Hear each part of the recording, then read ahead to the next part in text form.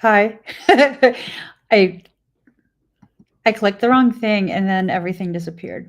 So, anyways, hi guys. Welcome to my channel. My name is Emmy from Emmy Evolving. How are y'all doing? Been a crazy ass couple days. I'm here to do a Blu-ray update, and I didn't even want to ask Soul what this was going to be about. I'm kind of just over it. I'm kind of just over it. So we're going to see where this goes. We're going to see where this goes together. So this is a Blu-ray update.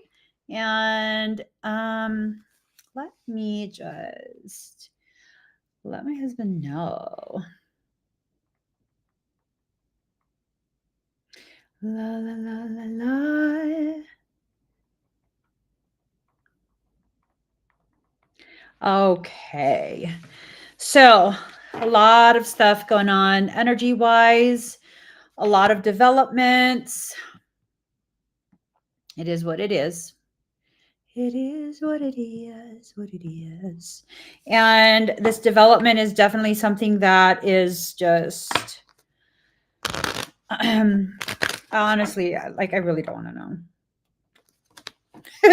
I'm really over it. Seriously. I'm in a mood today. Not a bad mood, but just a mood. You know what I'm saying? Let me just get some cards ready for us so that my squirrel ass brain can remain focused. I came across a video. I'm going to share it with you guys. It's a smaller content creator, I think. I don't know. I don't know who the content creator is, but I came across it and it was very interesting because, really, let's see. I'm going to airdrop it to myself really quick because it really helps us to understand how humans are, in fact, still animals. We are mammals, and mammals are animals. Animals are mammals, and that's what we are. You know, we want to kind of convince ourselves that we're this advanced species and all this and all that, but the reality is we're just animals. We are. Okay, video credit. I definitely like to credit the creator of the content that I share. Anti.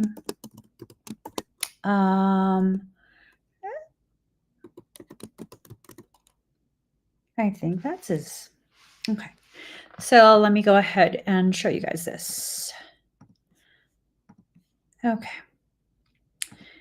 So the video credit is the anti-dog trainer. You guys got to listen to this because really it's going to help you to understand why our societies have kind of gone the way they have and why we give up opportunities for greatness, opportunities that your soul is presenting to you. It's because we are, in fact, mammals and therefore part of the animal kingdom. Listen to this. This is a great little demonstration as to why breed is not nearly as important as people want to convince you that it is. All of these dogs. So replace breed with ethnicity.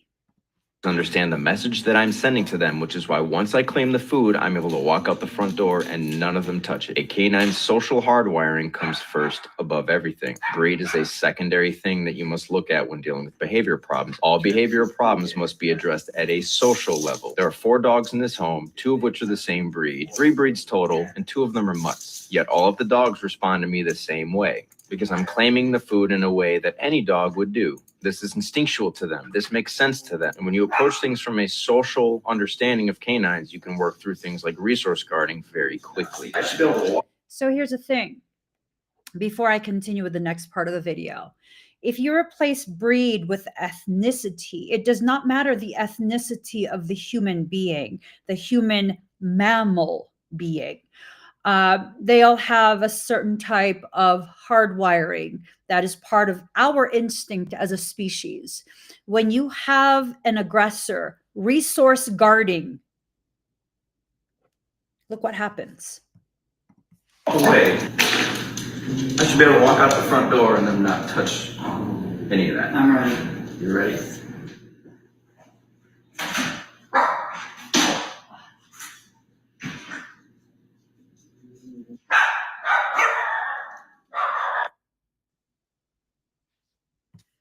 So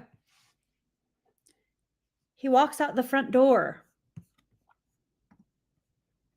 None of the other dogs touch the snacks. They don't go for the treats. Why? Because he's already triggered an instinct. They have this instinct when it comes to resource guarding. They're going to get into a conflict with the aggressor. They now know, don't even think of touching the resources. So let's look at how this applies to human beings. Have there been a select few who have been resource guarding?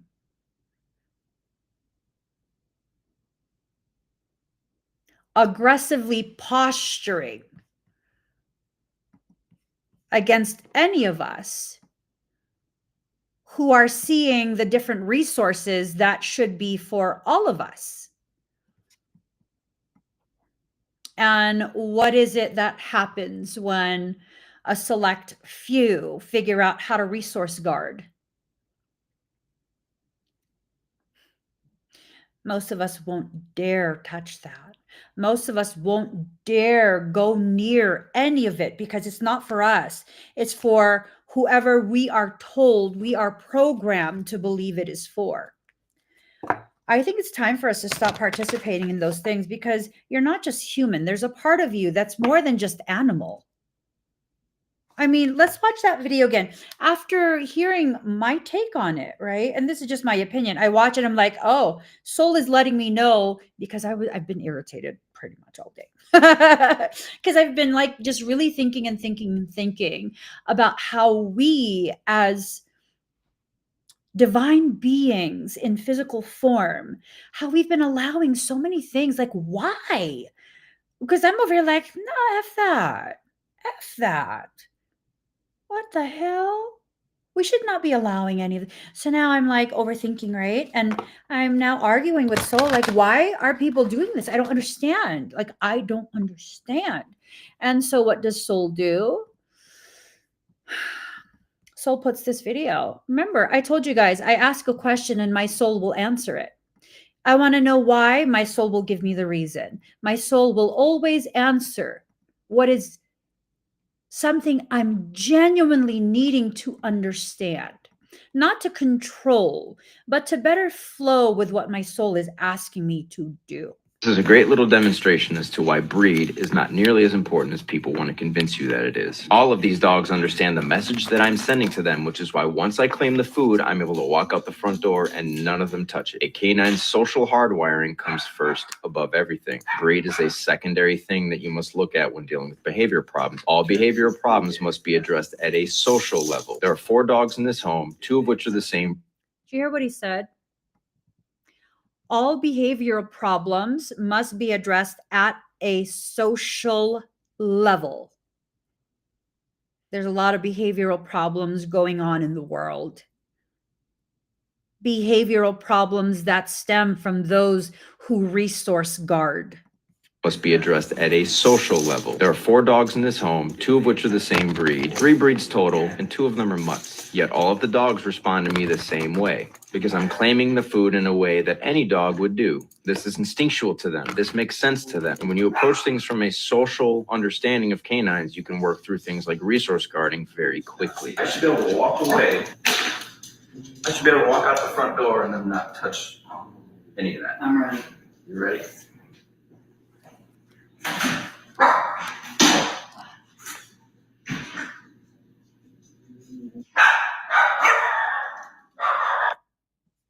Yeah. So let's see where this conversation is about to take us, because clearly, for me, clearly soul wants us to begin understanding the ways in which we are participating fueling and perpetuating our own oppression, our own suffering, right? And oh, yeah, that's absolutely what we're doing. Yes, that is absolutely what we are doing. We are allowing a select few to resource guard. Yep. Yeah. We don't even realize it. It's not because we're dumb. It's not because we're weak. It's not any of that. It's because we've convinced ourselves that we are so far removed and so advanced that simple animals can't show us the depth of our own enablement of our oppressors. That's crazy, right? That's crazy. That's crazy. We are allowing so much. Let's see what the cards tell us. Ooh, okay. Yup. Okay. Oh, I'm liking this. Oh, some shit's about to pop off. This is not good for them, not us. Okay. You guys ready? We're about to really deep dive into some crazy shit. Oh, by the way, yesterday I spoke in depth about my growing awareness and understanding of what Lord Trump, like Lord Farquaad, Lord Trump, is potentially planning. I don't even think that's Trump anymore, to be honest. I know this is all conspiracy at this point. I don't think it is. His energy is different. It's very, very different. His face looks different to me. And then that would explain, because I was thinking about this the other day, that would explain why there were reports that Melania is choosing not to live at the White House. Is she still not going to live at the White House? Of course. I mean, she sees herself as a high value woman. She's not going to shack up with a clone. Please. That's how I'm taking it. That's my perception of why that would be put out there, that she's not going to move into the White House. So, and that's just speculation on my end, y'all. That's, thoughts like that kind of they just pop out. And I'm like, probably. And then I just keep it moving. I'm not that invested in any of this. I'm going to be very, very clear with that. So what soul is letting us know is that we need to be in control of the ethos that is dominant, right? This mindset that we are allowing to be the very thing that really dictates to us how to behave in social settings, how to act and react to specific types of triggers, specific types of attempts to either get you into a space of compliance, conformity, or an attempt to get you to act out of character, That word, character. Act out of character. Hearing it come out of my mouth, there was something to it, a quality to the energy, because I'm just repeating what my soul is saying to me, right? I don't channel other things, although I have the ability to. I only listen to my soul. Sometimes not even then. Yeah, sometimes not even then. But my soul was like, to act out of character. And then it was like, ding. We're removing the characters that we are playing. We are taking off the masks. We are putting down the script. We are no longer listening to the directors that are telling us more emotion, less emotion. Look that way, sit down, stand up, time to kneel. Yeah, no, we're not doing none of that anymore, right? We're not doing none of that anymore. We need to enter into a very solidified mindset, a mindset that encourages us to see ourselves as the utmost authority. You cannot claim sovereignty if you are not the utmost authority in your life. If there is something above you, you are not a sovereign. If your decisions are based on this organization, that guru, what that content creator said, and what my employer tells me I have to do, then you are not a sovereign. You're not. By definition, you're not. If someone else can coerce you to feel what they say you should feel, whether it's, someone is going out of their way to be mean to you so that you feel angry that day, you're not a sovereign. If someone can bait you into an exchange that you did not want to partake in, you're not a sovereign. It's not me telling you you're not worth it, you don't deserve to be a sovereign, or you're not good enough. It's that your actions are dictating what you are labeling yourself as without the words. You are not articulating, you are instead enacting the label you've placed upon yourself. So no more characters. No more characters, right? Out of character.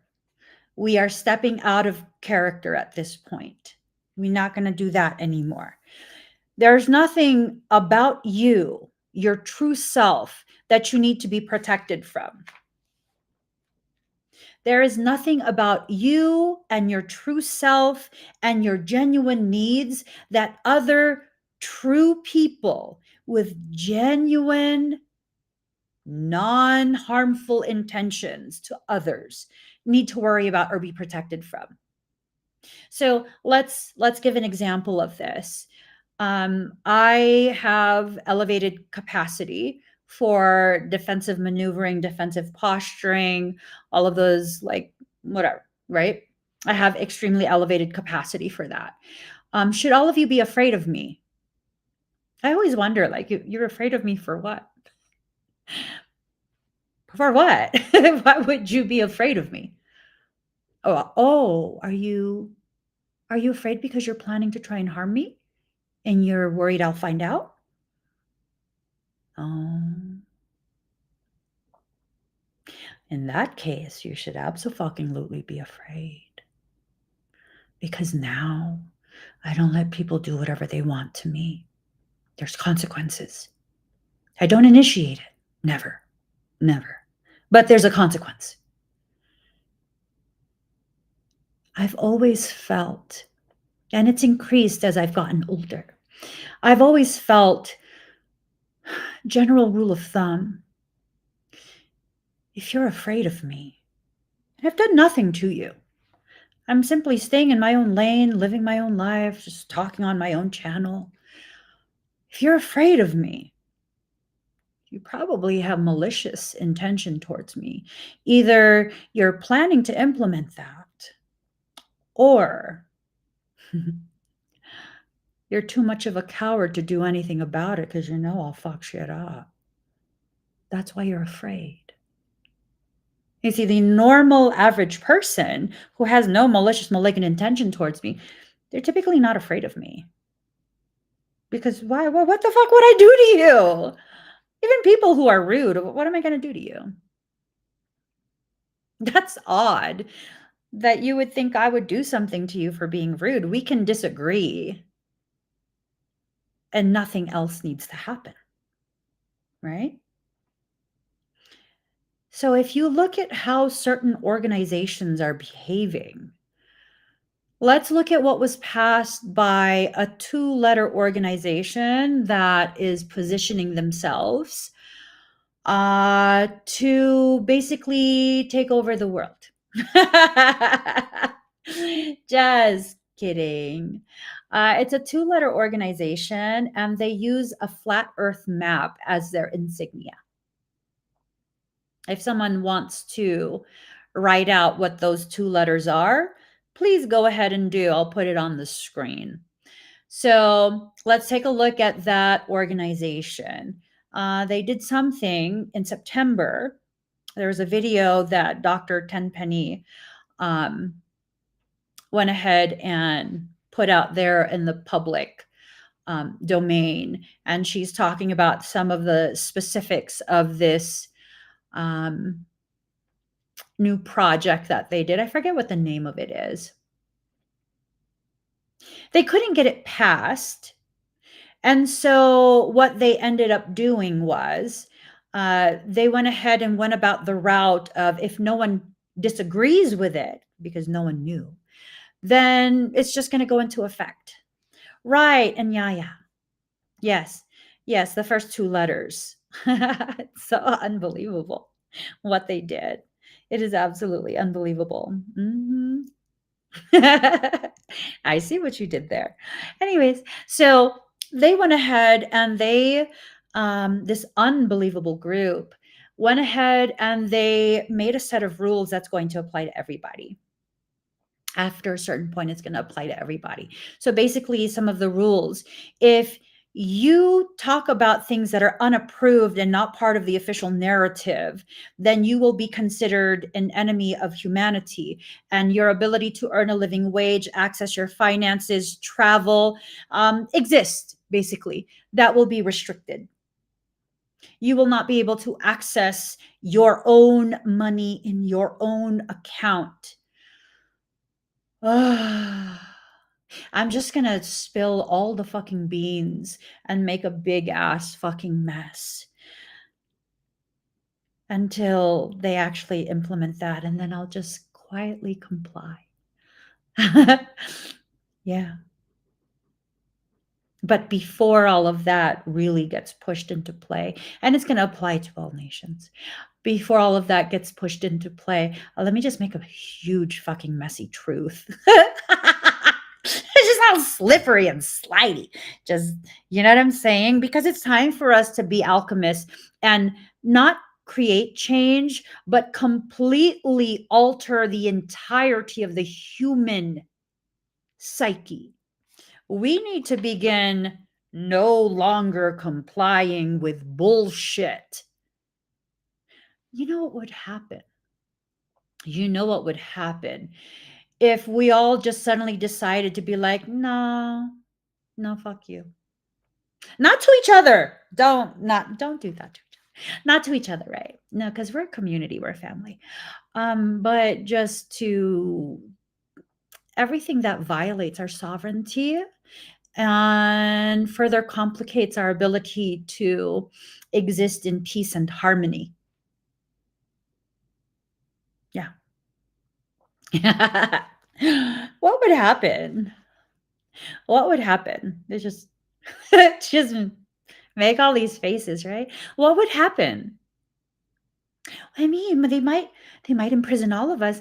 Babe, there's not enough places to put us. They can't even house us. Please. What do you think would happen? They'll send the troops, Emmy. We are the troops, babe. So what would happen?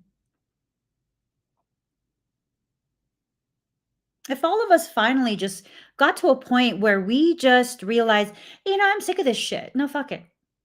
I'm not even gonna say anything. I'm just like, no, fuck it. I'm gonna do my own thing. Emmy, you need to go here at this time. No, thank you. No thanks. What do you mean, no thanks, Emmy? I'm gonna be brushing my hair at home peacefully.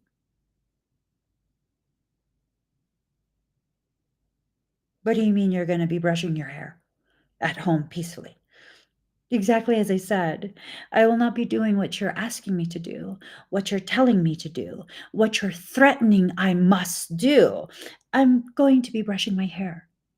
Imagine if all of us brushed our hair at the same time they commanded us to live in fear. There's something so soothing about brushing my hair. It makes my eyes roll back into my head sometimes. It feels so fucking good. It just feels so good to just sit there and just have my scalp just rubbed. Yeah. Same here, Blissful. Same here. Blissful says, I'm in complete agreement. Look what Blissful wrote. I've been sick of this ish the whole week. I think I've been sick of it my whole life. Girl, Meryl's going to moisturize. I just moisturized. Look at this. Look how moisturized I am. You know what I'm saying? I can't be bothered by any of this at this point. Right? And I think that's the problem, Awoken. Awoken says, when someone else does it, why would I wait for someone else? I don't know. I've just never really fit into society. So thank God for my autism. Not even joking. I've never fit in. I've never done things that other people do. I just kind of do whatever it is I do. And then sometimes I see other people trying to copy that. And I'm just like, oh, good for you. Because, I mean, is it healthy for you? Probably. As long as it's genuine. You know what I mean? As long as you're not faking shit, then good for you. I think that if we get to a point where we stop waiting for someone else to do what we are waiting to give ourselves permission to do, because really, you're the only one that prevents yourself from doing something, right? I've been learning this all week, actually, for several weeks now. How have I been learning this? Well, I wake up at an ungodly hour. Ungodly hour every day. I wake up at an ungodly hour and then I lay there and I pester my husband. And then I get all pissed off. No, not really pissed off. I get irritated that, like, why are you still asleep? I'm awake. And it's this thing of, you need to wake up. Wake up already. We need to get ready for the gym. Sun's not even out. We need to get up already. Wake up. Wake up. He will not get up. And then it gets to a point where I get so irritated, like, I have a schedule to keep to, sir. And then I'm like, well, that's it. I'm going to get up and I'm going to get ready. And if he's not awake by the time I'm done getting ready, I'm going to that motherfucking gym by myself. And by the time I come out of that bathroom, this man is awake, brushing his teeth. He's done his shake plate. He has already taken all the steps he needs to take. And he's like, looking at me like, you're going to take another 30 minutes to finish whatever you're going to do. So what am I learning at that point? And I realized this the other day. I can't wait for him to get out of bed before I get out of bed, because I feel it's unfair that I have to get out of bed before he gets out of bed. So what have I been doing? Oftentimes I will fandangle his nipple. I will fandangle the nipple of his while he is asleep. That wakes him up. And then I get out of bed. I don't say a word. I get out of bed. I've fandangled his nipple already. Then he gets out of bed. He's out of bed by the time I get out the bathroom. You want something done, do it. And if it's aligned, if the person you want to do whatever task it is that you want them to do with you, if that is something that's aligned, oh, they'll keep time with you. They will keep time with you. But I mean, what if they don't? I guess that means that's a solo project, that's a solo trip, that's a solo mission. You're strong enough, babe. You're strong enough. And it's really only solo for a certain period, because even if I had to go to the gym alone, I promise you by the time I arrive, all those motherfuckers is at the gym because they don't know how to stay the fuck home, just like me. The other day it was like, I think it was like negative. I think it was like -4. And I was all excited, like, yeah, motherfucker's gonna sit at home today. I'm gonna have all the equipment to myself. No, those fit ass mofos were still at the gym. We get there and the parking lot is full. I'm like, why can't these fuckers just sit at home? Because, girl, They're your people now. They just like you. It don't matter the weather. It doesn't. It doesn't. They will all still go.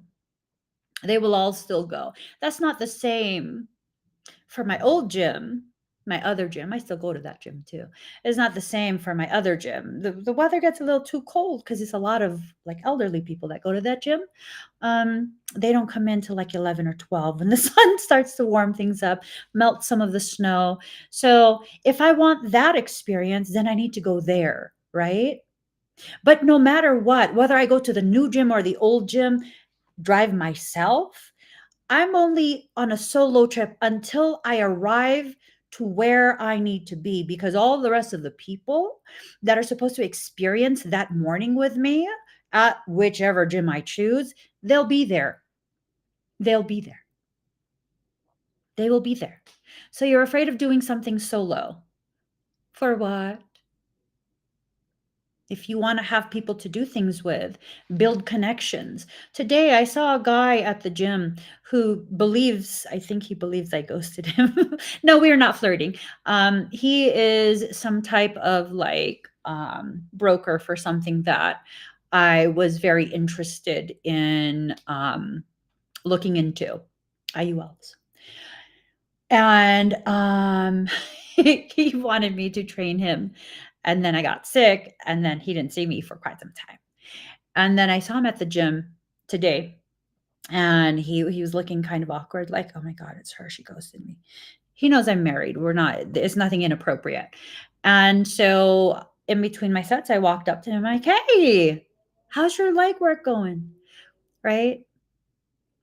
Because instead of my husband going with me to the gym today, my adult son went with me to the gym today.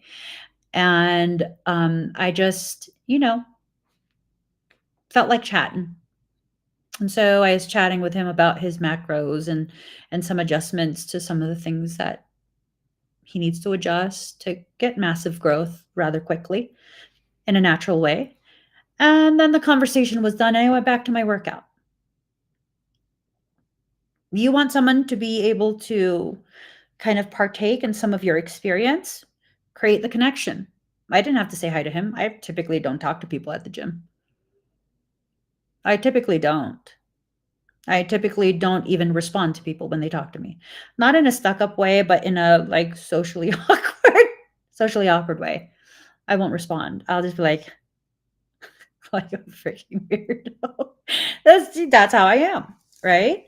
But digressing back to what Soul is telling me to share, if you want someone to be part of the experience, then invite someone to be part of that experience. It doesn't even have to be someone you know. And just because you invite someone to be a part of your experience doesn't mean they have to suddenly become your best friend. That guy's not going to be my best friend. Are you kidding me? That's a stranger to me. But he's pleasant and he's not inappropriate with me. And not even friendly, hoping to get me comfortable enough so that later on he can be inappropriate. No, I don't sense that at all from him. So it's like, whatever. Right? It's like, it's just whatever. This is not someone that I need to be fearful of. So if you are at a point where you want a different type of experience, you want to have people who resonate with you, people who you can grow with, because everyone in your environment at this point, they're not interested in the things you're interested in. They're still stuck in the same cycles that you've now outgrown. It doesn't necessarily mean you're better. It just means now you're different. And the amount of things that you have in common, the amount of interests that you have in common, it's dwindling.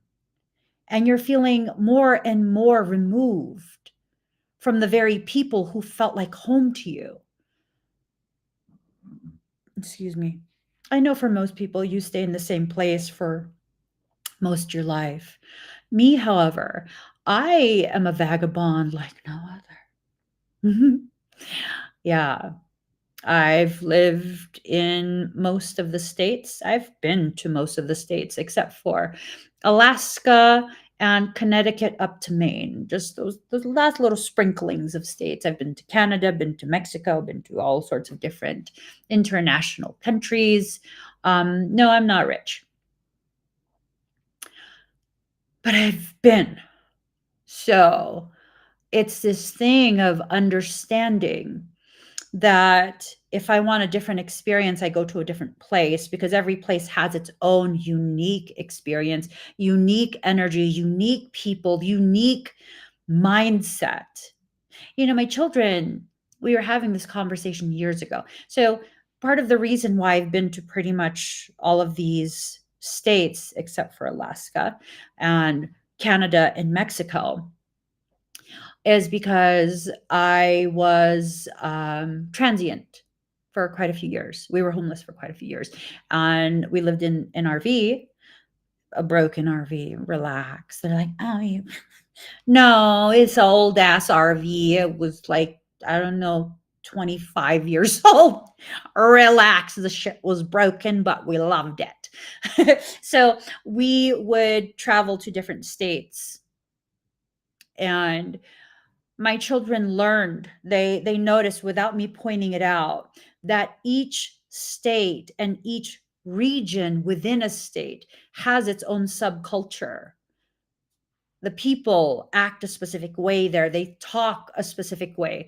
Like, if I were to hear someone say hella, now it's becoming a little bit more common for people in different areas to say the word hella. But you say hella to me and I'm out somewhere in the South.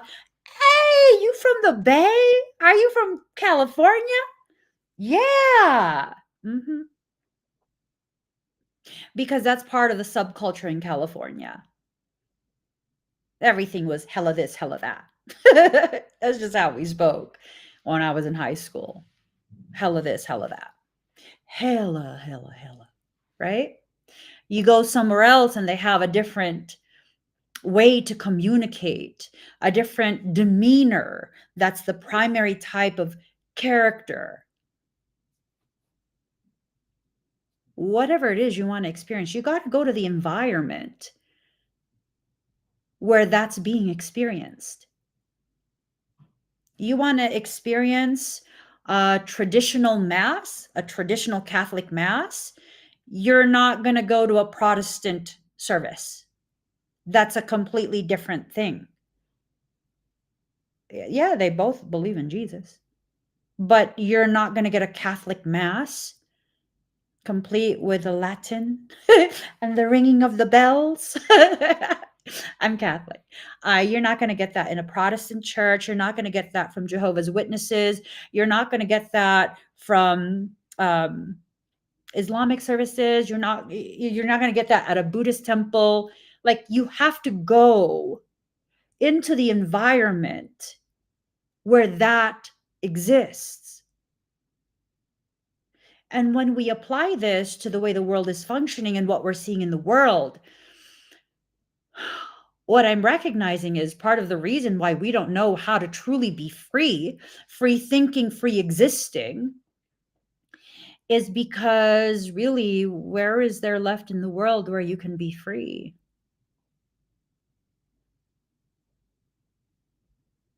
I mean, for many of us, we can't even be free online at this point. You can't be free to be yourself because it threatens someone else's insecurities. And then their demons start to act the fuck up. And then now they're triggered by you and they need to destroy you. They need to silence you and destroy you. And I'm just like, ugh. So, what am I trying to say here? I think the environment and the social structure that we are seeking as people wanting to truly be free, people wanting to truly have an opportunity to genuinely heal at a core level and reunify with our people. I think we need to step forward and start creating that environment. That's what I did with this community. That's what I did with this community. The community that I built on YouTube, I'm live on, I think, somewhere between 8 to 10 platforms right now. The community that I built on YouTube, that's my safe space. That's where I chose to be me, and I invited anyone who has the courage to be who they are to just be who they are with me. And if you don't have the courage yet, just hang around. You'll get the courage soon. Don't worry. That's how this environment works.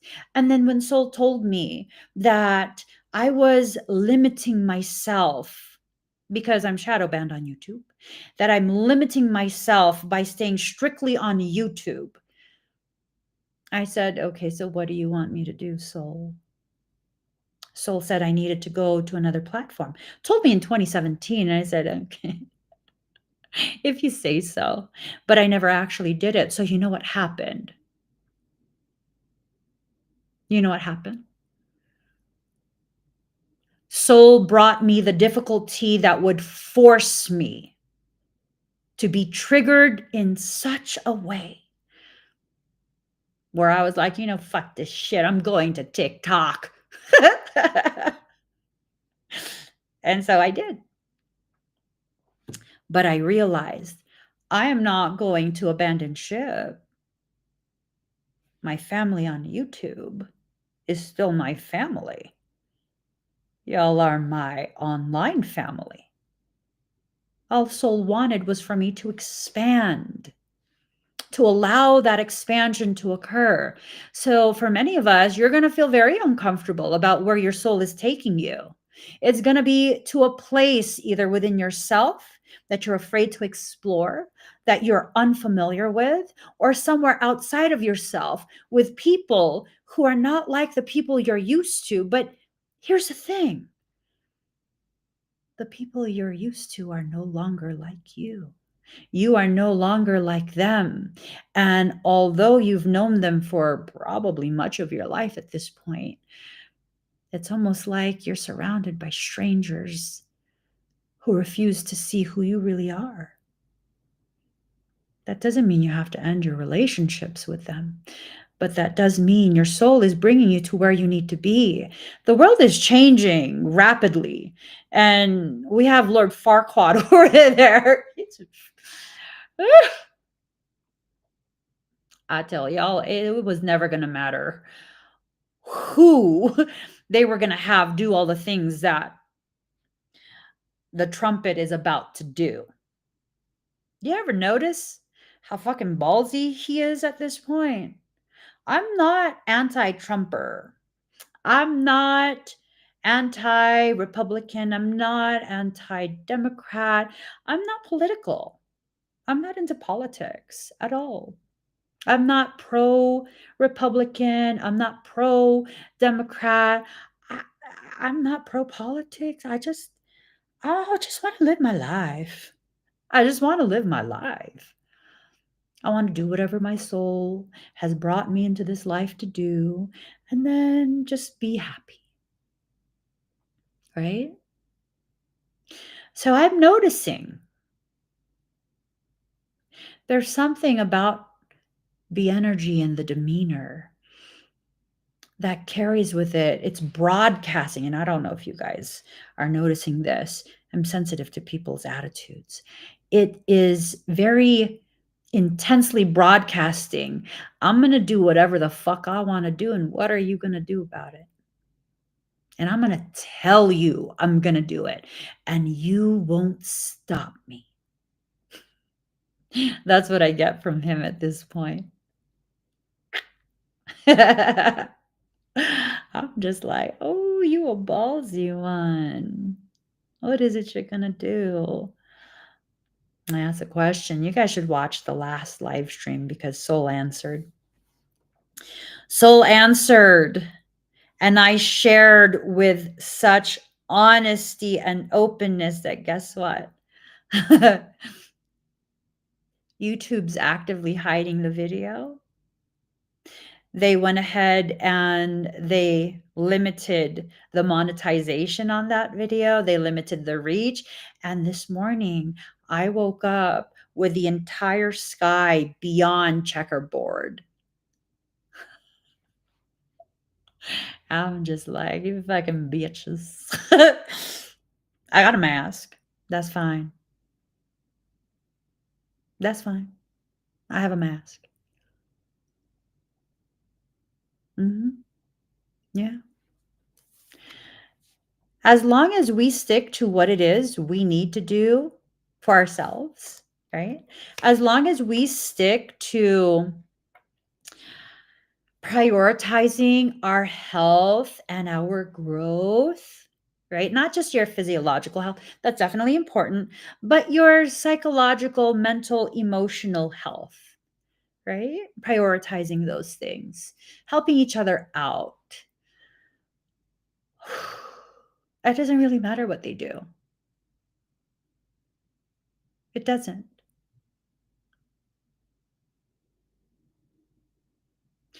I could have allowed myself to be deathly afraid because whenever they do that to the sky above me, I get a respiratory issue. And then I could have been really angry because maybe I should stay home because now I'm scared. And then I wouldn't be able to go work out and burn up the excess energy that I needed to burn up. So instead, what did I do? I put my mask on extra tight. Like, I always have so much moisturizer on my face, so it can be a little bit tacky, like sticky. That's okay. And so I made sure to just push my mask. I went like this to it and I pushed it onto my face. And with all the moisturizer, that shit vacuum sealed onto my face. That's right, motherfucker. I'm still going to the gym. I don't give a shit. Spray whatever the fuck you want. I'm going to live my life with the appropriate precautions that my soul tells me I need. The next 6 to 8 months are going, I was going to say the next 6 to 8 months are going to be rather interesting. But before I could say the word interesting, I heard very loudly, atrocious.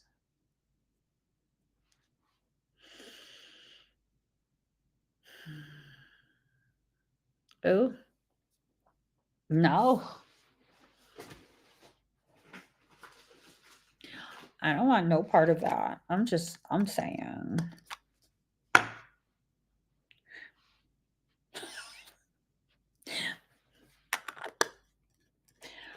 I'm not participating in none of that. I don't want no kind of stress, like crinkling up my skin. You know what I mean? I'm just saying the only type of crinkles that I approve are ones that indicate a happy life has been lived. Like, I'm good. I'm not gonna, no, I refuse. I refuse. I'm not gonna participate in any of that shit. You want me to be upset? You're gonna wait a really long time. Mm. No, I refuse. I refuse. It's up to you guys if you're going to allow yourself to participate in these programs that are designed to feed off your energy by way of traumatic emotional triggering. Some fucked up shit's about to happen. I don't know what. I don't want to know. And maybe you guys should claim what I'm about to say. First, hear me say it so you can decide whether or not you want to claim it or not. But maybe you should claim it, okay? So, what I am about to say, I feel lint. What I'm about to say is this: may everything in creation prevent everything malignant and even inconvenient from reaching and affecting me in any way, shape, or form. May I continue to live untouched by the things I choose to not give permission to touch my life. And that's that. It's a very simple request that I fully expect soul to absolutely, absolutely honor, uphold. The last time I did something like that, genuinely from my heart, was when it was 2020 and all companies were shutting down. Everyone shut down. I was like, oh my God, this is so bad. I was like, oh no. Oh no. Because I'm a small business. I'm a small business, and those were the first ones to shut down. They were the first ones to fold and be destroyed. And this was in like March, February, March. And everyone needed to shelter in place and stay home, right? And I was worried for a moment there, like, oh my God, what's gonna happen? I'm a small business. And then I said, no, no, no. And of course, Soul asked me, what do you mean, no? No, this will not affect me. At which point, Michael smiled. He rarely smiles. He smiled. And then he said, and what do you mean, no? Explain yourself. So I said to Soul, what I provide is needed by all of humanity. I will reduce my rates to stand in solidarity with people who are now in a space of worry and uncertainty. And I kept that promise for quite a few years. I had a coupon that was running since 2020. I reduced my pay voluntarily since 2020 to stand in solidarity with everyone else. And I told Soul, this will not affect me. And Michael says, declare how it won't affect you. I declare that I will have one of the most productive years I have ever had. And in that productivity, I will learn and I will grow and I will better submit to the will of Soul. And as I do so, my human fears will be calmed and silenced by the fruit of my effort. And I trust you to make this happen. Clear the pathway, show me where to go, and I will follow your lead. And wouldn't you know, I had a retreat that year. In addition to the retreat, which was absolutely sold out, it was a luxury retreat at that. I flew in a private chef. The food was fucking fabulous. Oh my God.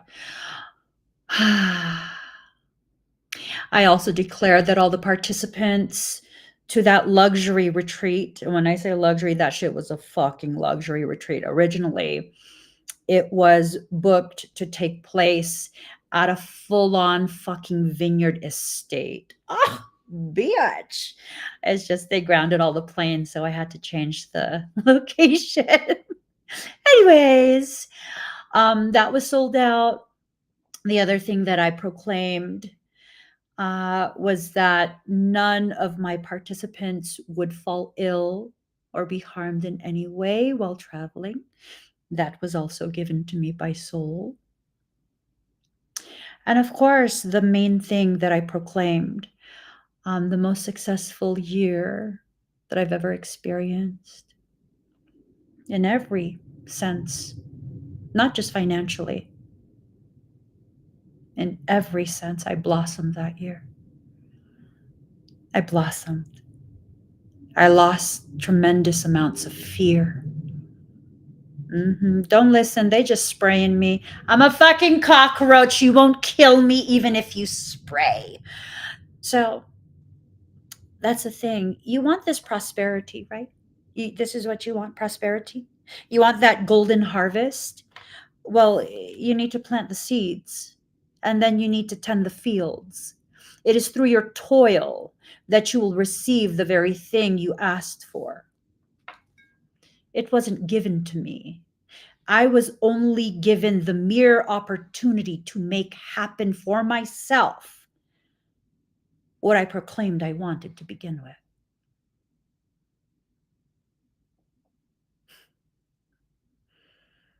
It was amazing. And it didn't stop there, because you know what else happened? The following year, I believe it was the following year. Yeah. I even started a church, which I'd been talking about, a nonprofit, since 2016. And it didn't stop there. It didn't. Because I was also talking about finding, developing, discovering the courage to finally view myself as not just a teacher, but a professor of advanced aura spectra bioregenesis. I wanted you to know. Not only did I officially create my academy, I then began the steps, and I'm still deep into it, of forming a full-blown university, higher education university. Well, I'm not done. Because what I proclaimed in 2020, while everyone was allowing themselves to be convinced that life will never be the same again, and that is the most horrible thing. And for most, it was absolutely a horrible thing. While everyone was doing that, I was like, heck yeah, it's never gonna fucking be the same again. Because fuck yeah, we're doing some big shit, baby. I don't know what the big shit is yet, but I'm excited. That's what I told my soul. I'm excited. I don't know what it is. Stop spraying, motherfuckers. I don't know if y'all can hear it. They're right over. They're right over me. Can y'all hear it? They're doing motherfucking aerial donuts. I don't give a shit. I don't give a shit.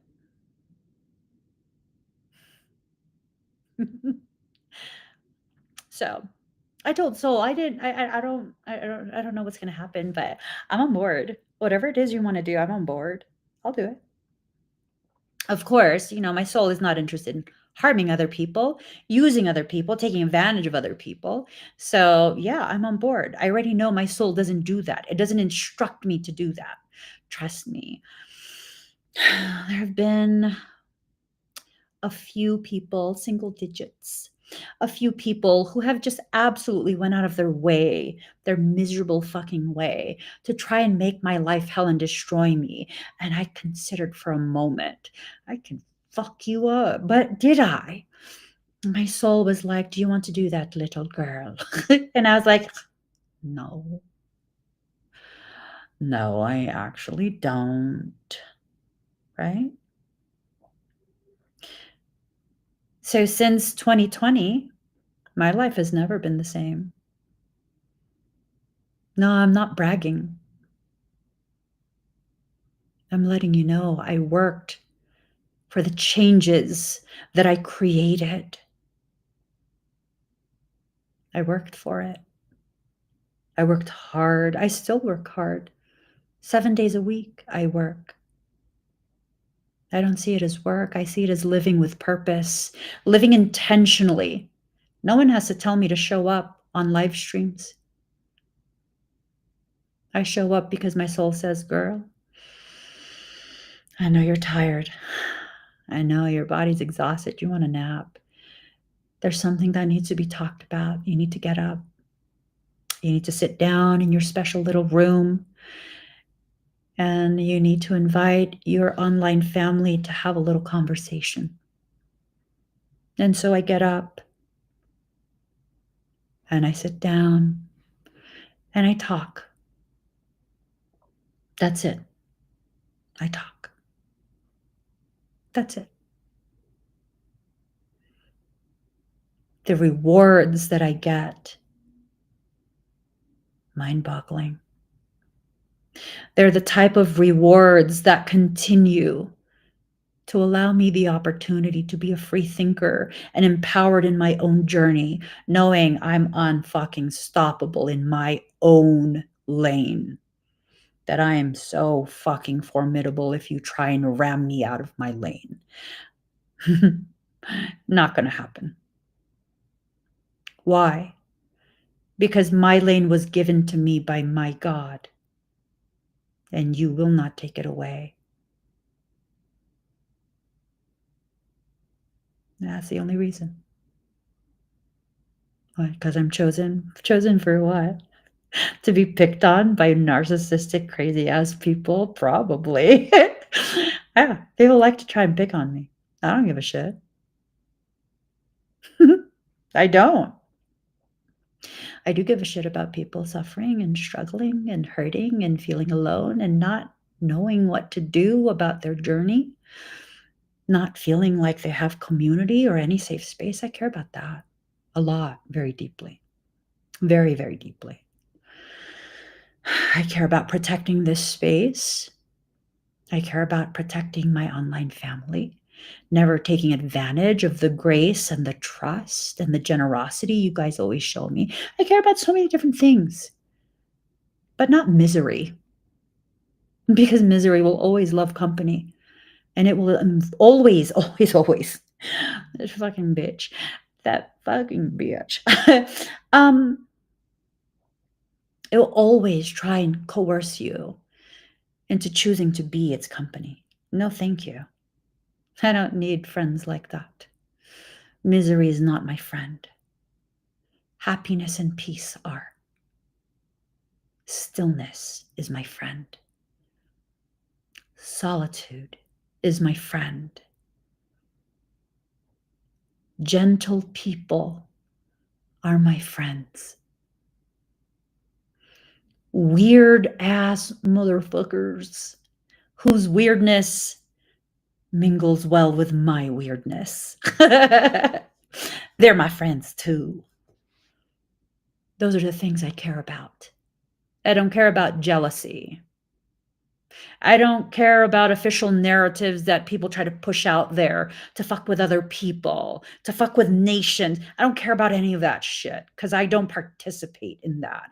I will never fuel any of that. You guys, when someone wants to talk shit about you, when someone wants to start shit with you, you fuel it by participating. You don't need to explain to anybody that you are a good person. If they can't see it by you being who you are, fuck it. They don't want to see it. Because someone who wanted to see if you're a good person, they will go out of their way to look at all the different things that they need to see before they decide. I once had a guy message me. And he goes, I didn't know who he was. I literally, I didn't know who he was. I don't know how he found me. Oh no, I do know. Because when he messaged me, he's like, Emmy, you don't know me, but all of your enemies are in my inbox. And I was like, I don't have enemies. I was like, I don't know who you're talking about. I don't have any enemies. And he was like, well, they see you as an enemy. I was like, oh, I'm sorry. I'm not going to be explaining anything to you. If you want to believe them, you're absolutely free to. If you are open to trying to find out like what's actually happening with me, the person that I am, what I'm about, I have thousands of videos online. You could definitely watch one of those. Whatever you decide about me, I absolutely respect that. It's a valid decision. It's a valid opinion.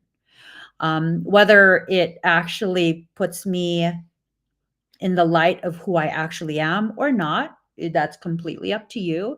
But I'm not going to be explaining things. I'm sorry. And you know what's crazy is this person was like, no, I'm reaching out because when all of these people came to me, I didn't know who you were. And they were talking so much shit about you. They were saying how evil you are. So, you guys, what happened months ago? This is not fucking anything new to me. So these people went to this guy because I guess they thought he was powerful or something. I don't know. I don't know who this person is. And he was like, they came to me and they were saying all this shit about you, like how evil you are, how wicked you are, that you're possessed, you're dark, and all of this shit. And I was just like, what the fuck?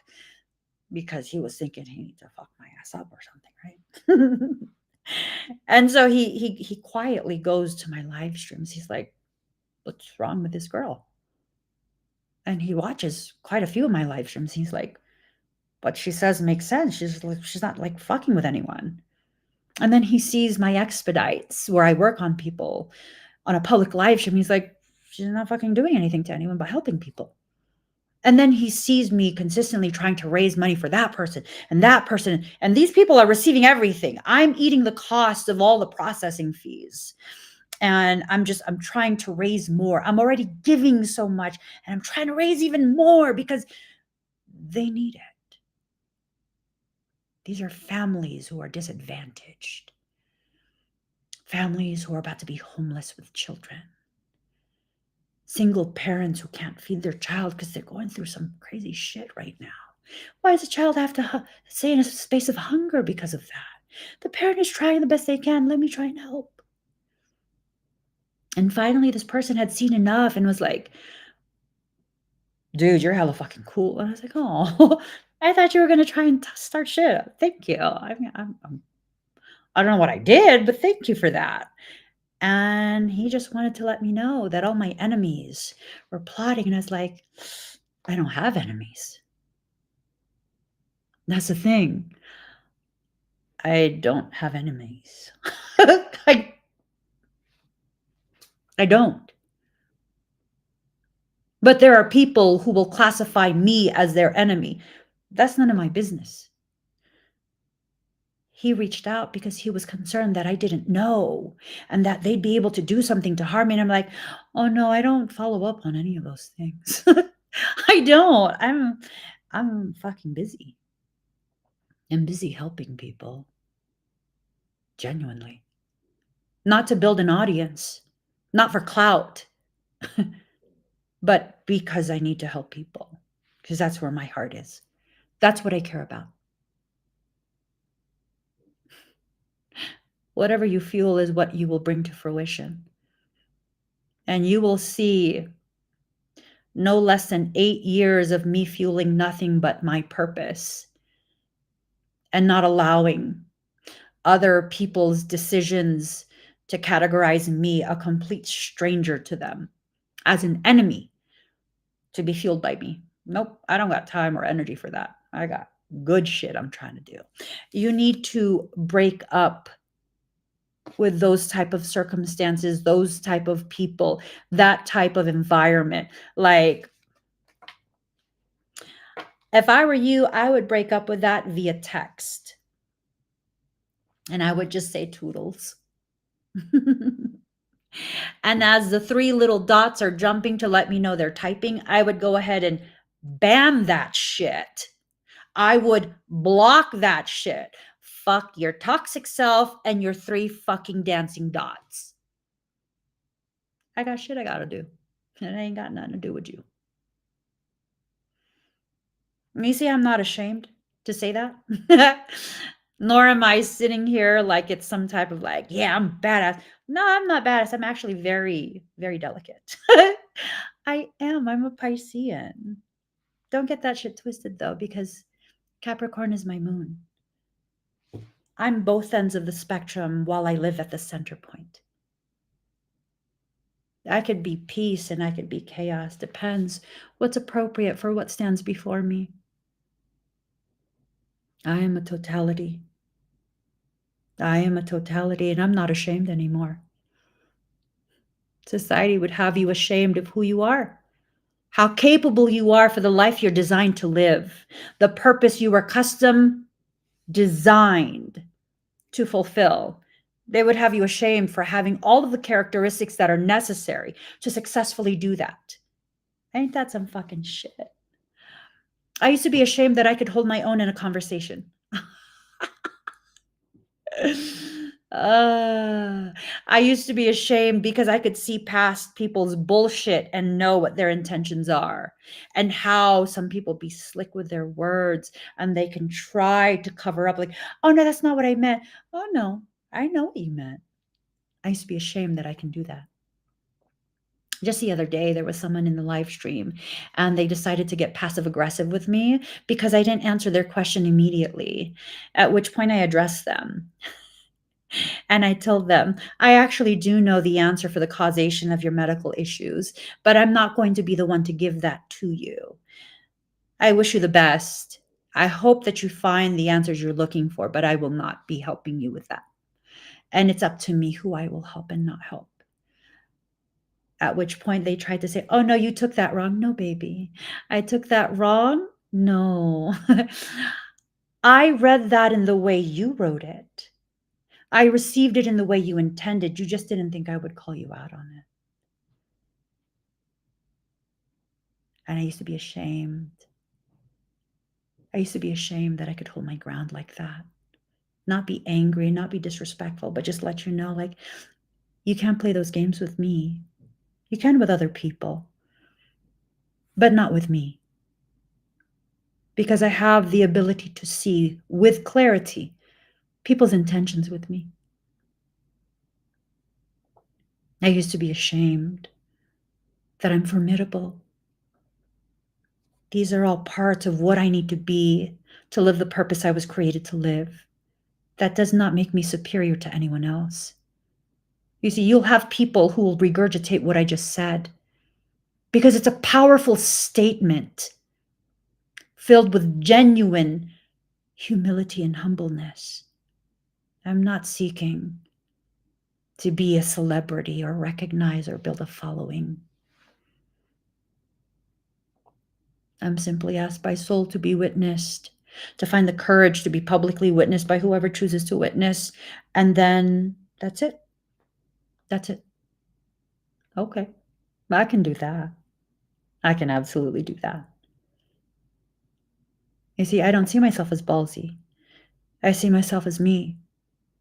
I see myself as someone who's finally sick and tired of being sick and tired of being treated by shit, like as shit by people who think I'm too nice to do something about it. And I used to be too nice to do something about it, but it wasn't because I was nice. It was because I felt I deserved to be punished. Punished for what? Doing something bad. Oh, we have the evidence. She said it herself. Emmy said it herself. She knows she deserves to be punished because she knows she's evil. No, because I let people convince me that I'm something I'm not. I'm not evil. I'm not malignant. They convinced me that I should be ashamed and afraid of my darkness. You see, you never understand how powerful you are until you stand in the space between the darkness and the light. The darkness is the very thing that allows you to define what your light means. People say, only light can destroy darkness. That's a lie. Light simply displaces it. So which one is more powerful? Darkness can confine light. Darkness can create the boundary around the light. That means it's imprisoned. Am I trying to convince you to speak to demons? No, they don't like me either. I trigger them. I don't give a shit about that either. Your darkness and your light, they are merely fractals of your totality. This is the period where you have to lose your fear of your power. You have to lose your fear of being in control of yourself, your life, your journey. You've become far too accustomed labeling everyone else a specialist of a journey they know nothing about. As gifted as I am, I know nothing about you. I might know little. I might be able to read snippets. That's all they are. A lot of people over the years have told me, and I mean thousands, You can read me like no one else. You can see things about me that no one else can see, Emmy. And I'm like, these are just snippets. I have no idea. The reality of it, these are snippets. I have no idea. Because I'm aware of the gravity of soul. What humans think is this profound gift. I know the actual gravity of it. It's just a little tiny thing that I can do. It's not a big deal. It's not. So, what do you need to do now? You see, I went through that journey, right? To lose my fear of my own power, my fear of my awareness of all my parts. I had to go through all of that to finally accept the reality that no, I'm not possessed. No, I'm not a fucking demon. I'm not a demon spawn. I'm not wicked. I've never hurt anyone in my life. I've never plotted on anyone. Ain't that some fucking shit? Not even the people who've done me so fucking dirty. I've never plotted on any of them. There's quite a few that if I just spoke factual truth about the things that they've done, oh my God, it would absolutely fucking destroy their public image. Have I? No. Why? Emmy, people need to know. For what? For what? I don't want anyone destroyed. I don't.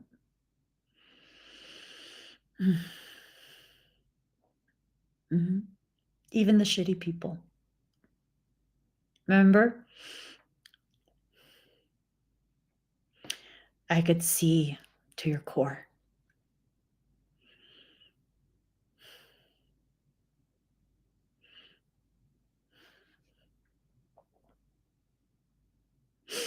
It irritates the shit out of me that I'll even cry for shitty people. I'm sad and I'm irritated at the same time.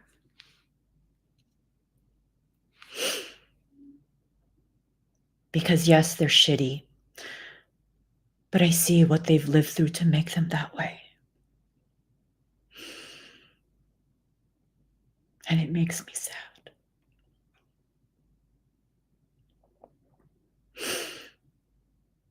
Sad because they're so fractured. And that if they'd only pause and look at where they're bleeding from, they could heal it.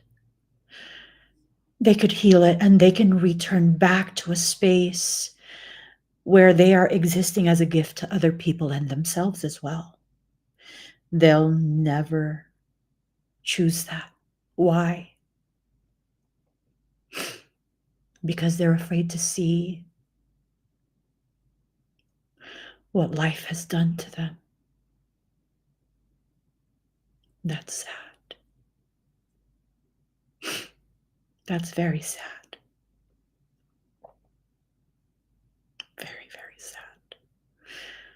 Most of these people who have attempted to try and destroy me for whatever their reasoning is, it's never been a valid reason. I know my besties have watched this kind of shit year after year after year. And I remember the most recent bullshit. One of my besties was like, and don't you fucking go crying about how they're so wounded. We were texting and I was already tearing up. Tearing up, why? Because I knew the only way to stop this before it became something wildly out of control was to take the appropriate legal action. And in doing that, if I choose that, I will absolutely fucking destroy this person financially. They will never recover. And there I am, a person who's received maltreatment and a huge attempt to launch a campaign to fucking destroy me. And I'm over here privately, quietly crying about why would you do that? Because the only way to make you stop is to destroy you. Like, I understand your business is suffering, you're financially struggling. If you just came to me, I would have helped you, I would have promoted you. And who the fuck am I, anyways? I have just a fraction of what you've already built on your platform. Like, why? And I know why. You see on TikTok, y'all think that if they have beyond a certain number, say beyond 100,000 followers, oh, they're a big fucking deal. That's not the way that platform works. It's not. It's not. Everyone, with every single post, you start right back at zero, because no one actually goes and scrolls through who they're following. They scroll through the FYP. That means we're all on level fucking ground. It doesn't matter what following you've amassed. You see, what some people don't realize, these people who have all of these views, they're riding the trends. What's trending? I'll tell you someone's technique. This is their technique, okay? And one of my friends is a social media genius. He's a fucking marketing genius and social media genius. And we were catching up, and I told him what was happening at that time, because that was when we were catching up. And he looked at it and he goes, "Oh, this is fucking trash. This is bullshit. It's not even a threat to you." And I was like, "Oh, what makes you say that?" Because I felt that too. He goes, "Oh, what that person does is they just watch what's trending, and then they'll take something that's actually happening, it's gone viral, and they'll go ahead and they'll take kind of like the details of that, and they'll impose it on someone else and start shit, accuse that person because it's trending. They're now hopped on to the trend, and then they'll hype everyone up." And I was like, yeah, that's what I noticed too. And you know what my friend said to me? He's like, "Actually, if you really look at this, you're the trend." And I was like, "What?" "Yeah, you're the trend. That's why they had to jump on you in order to boost their own algorithm." And then he looks at my stuff and he basically says to me how TikTok figured me out already. So now they're restricting my reach. Yep. You got to know.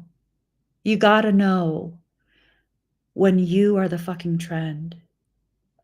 When you are the one setting the stage, when you are the one that's creating the trend. You say, I'm not interested in those things, right?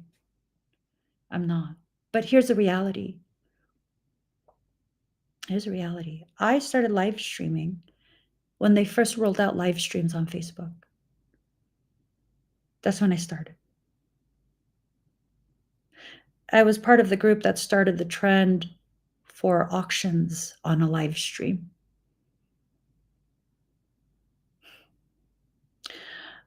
I started the trend of doing energy work on live streams.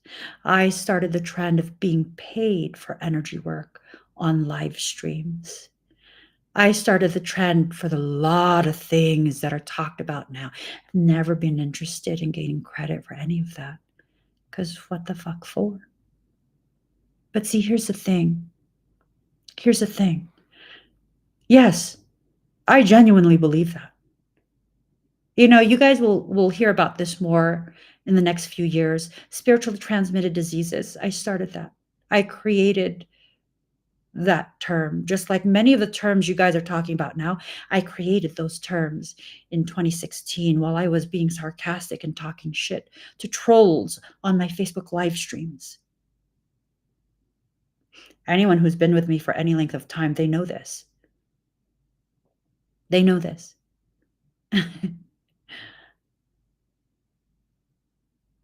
When you refuse to give yourself the credit that you have rightfully earned, you are refusing your awareness of your true value. Do I need credit for those things? For what? But do I need to understand my full value? I do. Eventually I will. I mean, I understand enough at this point to know not to let people mess with me. And I think that's enough. And if I need to understand more, I will allow myself to understand more. You notice how there's no rush for me to understand. There's no need to understand before I comply. I'm simply in flow with my soul. I'm simply in flow with my soul. And that's where you need to reach, because when you need to understand and you need to know before this, before that, before any of these things, why do you need to know? What is it? Why do you need to know? So you can control? I don't need to control. Teresa says, I think you also started the cord cutting concept. Yeah, I did. I did. I released quite a bit of information way back when, because my heart doesn't function in the way that these people's hearts function. So my assumption was that if I release this information, then it will just help people. And I don't believe people should have to pay for this. Everyone should know this. And you know what people did? They hurt other people in their desire to keep up with how other people see me. They wanted that for themselves. So they took my work and they used it without understanding or having the skill. So then what happened? Parasitic things happened. I got blamed for those things as well. Things I didn't do. And that is how I learned about spiritual psychosis. I get blamed for a lot of things. I trigger a lot of people. It is what it is, right? It is what it is. It is what it is. You have to claim your power. When you let other things present themselves as you, siphoning your power, attempting with all of their abilities to destiny swap with you, fucked up shit happens, not just to you, but to everyone involved. That's on you as well. When you allow people to think they can do these things, that's on you as well. It is on you as well. When you allow people to think that they can contain you and take your place in your life, oh, that's on you as well. Fucked up shit happens. Not just to you. You might be experiencing something too that is so difficult that it causes you to be very, very narrow-sighted, very zoomed in on your pain, which I don't blame you. I mean, fucked up shit's happening. What are you gonna are you gonna worry about everything else? No, you're gonna be zoomed into your pain. You don't see that they're getting fucked up too. I'm not saying it's your fault. I'm saying you need to own how you co-created that, how you allowed that, how you allowed your energy to fuel that. Teresa says, we won't start with the selenite swords. You guys probably don't know about the selenite swords. Why?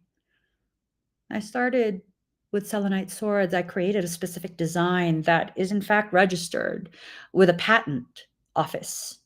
United States Trademark Patent Office, USPTO. Multiple patents, design patents are filed for my sword design. And then people thought that they could bank off of my integrity, my energy, my public image. And then people said I was being a bitch because I wouldn't let people copy me and pretend they were selling my energy in items they made. You know what I did? If you tell me I didn't start that shit, I tell you I can prove that I ended it. How so? I took all the pictures and all the posts regarding my selenite swords down. I took every single last auction video down. And guess what? Between 6 months to a year, not a single one of them could sell shit. Why? Because I was off doing something else and no one cared about the swords anymore. And if that industry was not fueled, created, birthed, and fueled, sustained strictly by me, they would still be able to sell those swords. There would still be a market for those swords.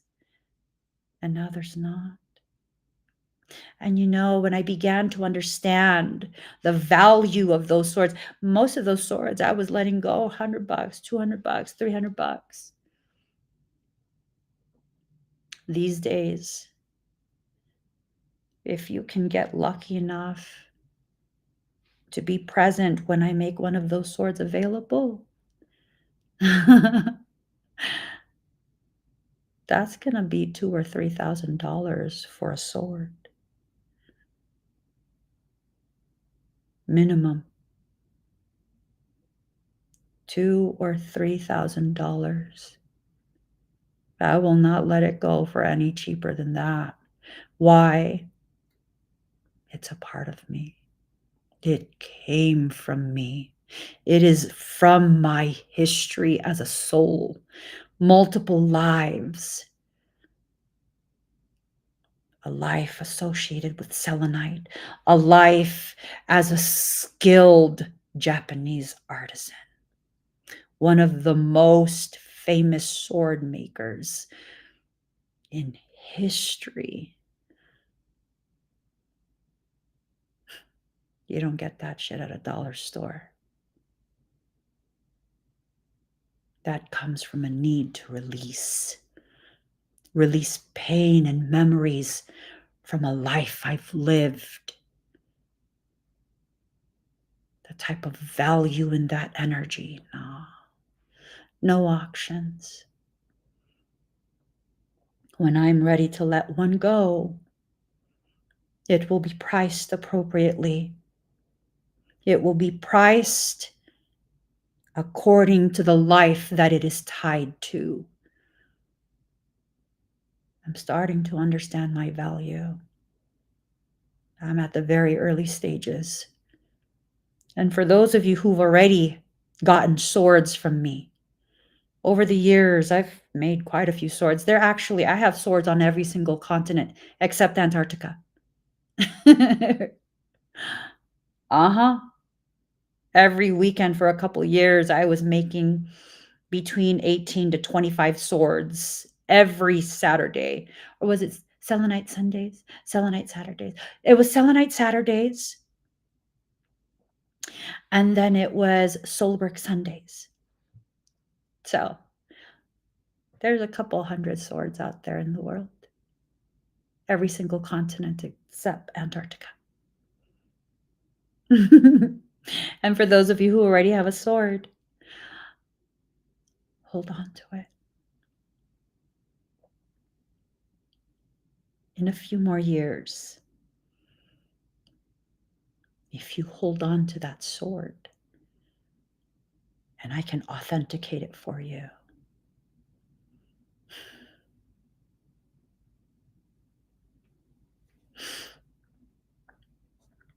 your purchase of it, it changed my life when I was homeless.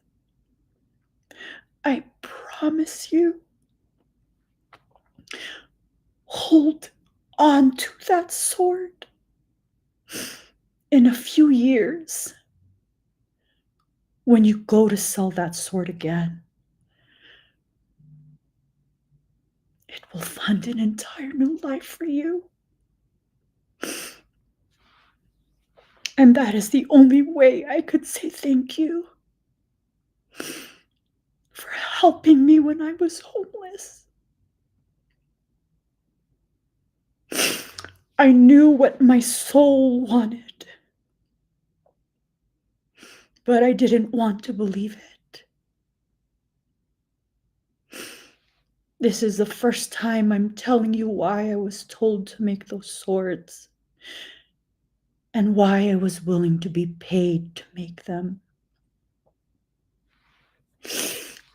They don't just hold their value. Be patient. I cannot rush my process, but I promise you, in a few years, each of those swords will sell for hundreds of thousands, and depending on which sword you have, it can sell for millions. I promise you. I have all the auction videos. I will authenticate every sword. You don't even have to give it back to me. You show me which one, I will authenticate it for you. We have documented every single sword, every stone from every angle. You can ask my husband. And what you gave to me, I will amplify before I give back to you. This is how my heart works. Each person I've never forgotten. I have never forgotten. And you will receive as generously as you gave at a time when you didn't have to. There are things being hidden. There are things being concealed. For many of you, everything that will happen, it will go over your head. You won't notice. And that's how it has to be.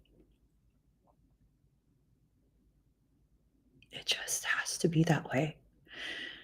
And it's not because you're not smart enough or you're not special enough. It's because to know in advance is to break your heart and to tie your hands, because you cannot stop what is coming. It is to create a fear that will cripple you and prevent you from being fully present. Just know everything that has to happen will. And everything that has to happen will heal us as a people, will heal us as individuals, and will completely change what we allow to happen to us as a species. The period of the phase lock has come to an end.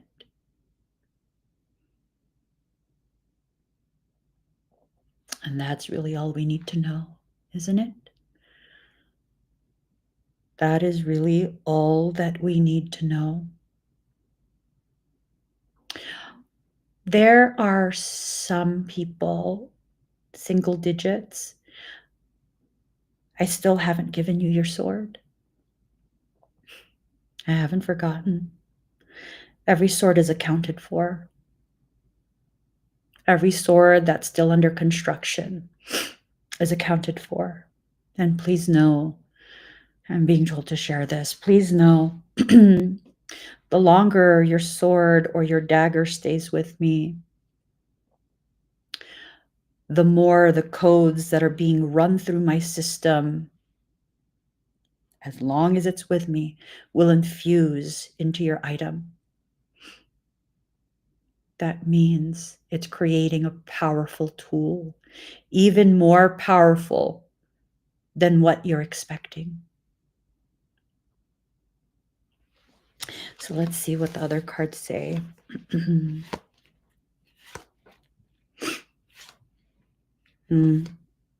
So everything that's being promised, heaven sent, you're no longer in a collaborative dream. Follow your own rhythm.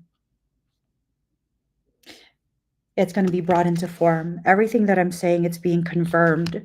But, excuse me, what's slowing down the process is you can't see the true you.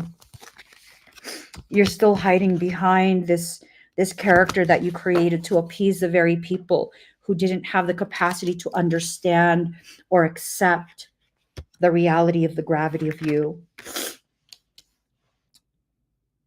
In time, you'll gain the perspective that will magnetize you to connect and to unify with the potentiality that you are here to live. In time, you will gain the proper perspective that will magnetize you to connect and unify with the reality of the purpose you are here to live.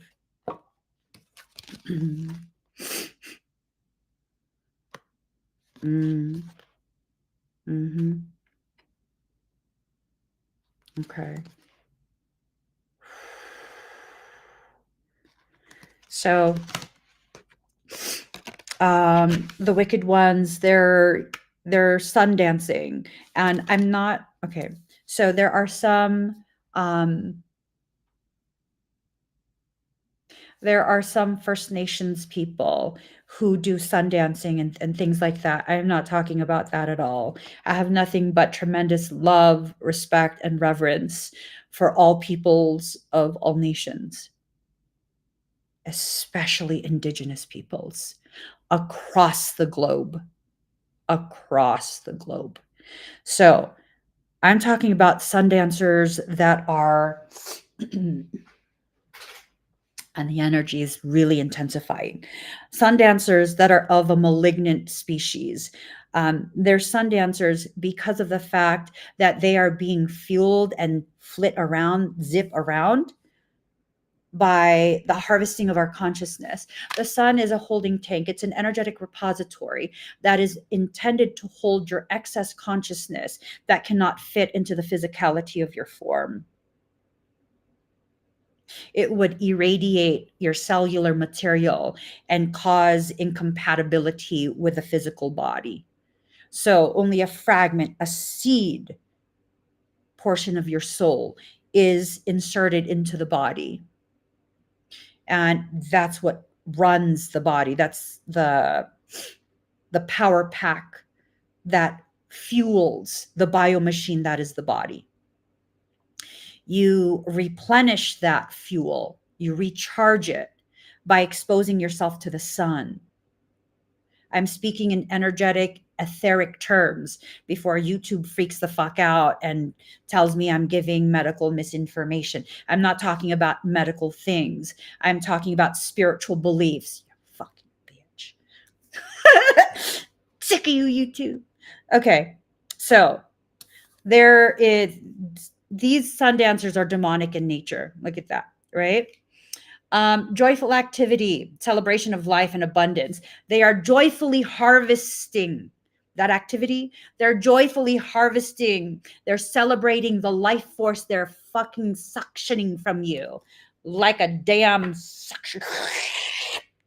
They're just suctioning it from you. Yeah, fuck the sun dancers too. Woo. Okay. You have to be aware of that. You have to be aware of that. The High Lord of Gratitude and Service, selfishness, selflessness. My bad. Selflessness, humility, conscious action. Okay. Oof. Okay, I'm sorry. Because I know what this card is meaning. There are those who will begin to present themselves as the high lords of gratitude and service. They're full of shit. They are selfish in their actions. They are presenting their actions as though it is selfless, but in reality, this is an act. This can be for spiritual content creators, which you guys are probably going to assume that's what I'm talking about.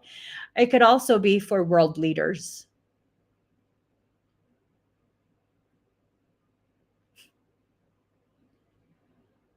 Jesus loves me. Oh, yes, he does. Jesus loves me. Oh, yes, he does. So they're doing this. They're doing this because guess what? They're trying to prevent the phoenix from rising. See, the phoenix is the one. I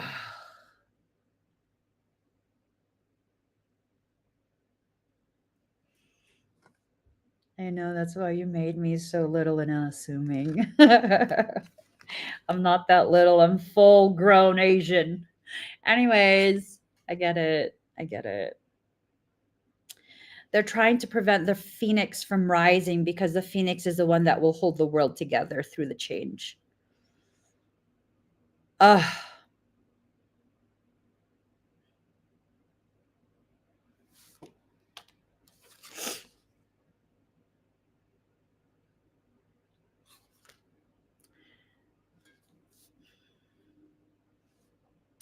The phoenix is the one that will hold the world together, even through the change. So the phoenix, resurrection, surrender to change. They don't want to surrender to the changes. The old empire is returning, right? The old empire that was chosen by Creator to be the prominent primary consciousness and ethos. Resurrection, Creator has greenlit the resurrection of the phoenix. Again, the phoenix will be the one to hold the world together through the change. Right?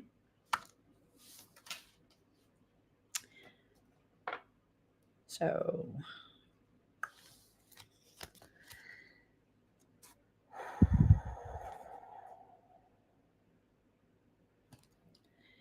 oh Lord.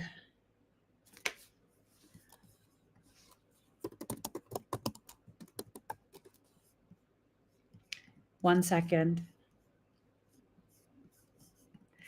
Okay. I got to show you something. I've never seen this before. So, okay. I got to breathe. Okay, let's look at this, right? I'm going to show you guys this on the screen because I'm told I missed a detail about this card. One second.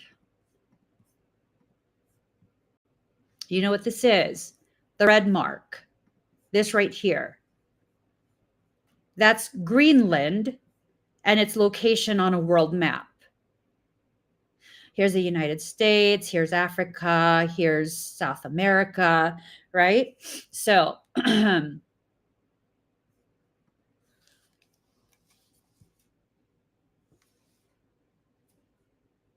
wait. So, here's the United States, here's South America, here's Africa. That makes this Greenland.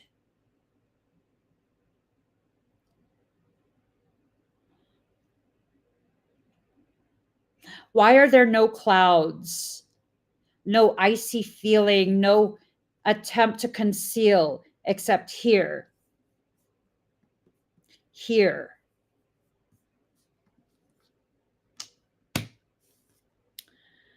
Sometimes, soul, do you really want them to take me? Because if you want it to seem like I don't know shit, you can't tell me these kind of things during live streams. Because then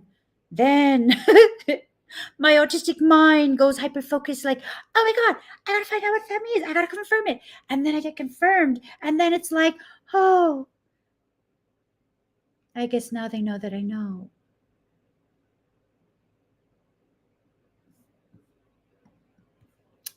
What do you think that means?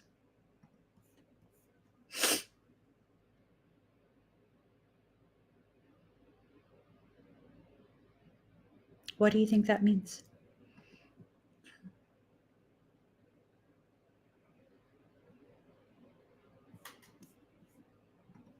Right?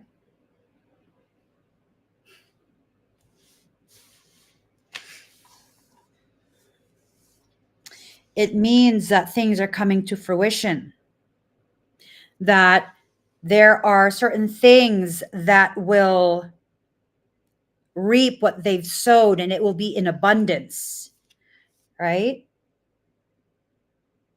Do you guys know why demonic things are pictured with horns?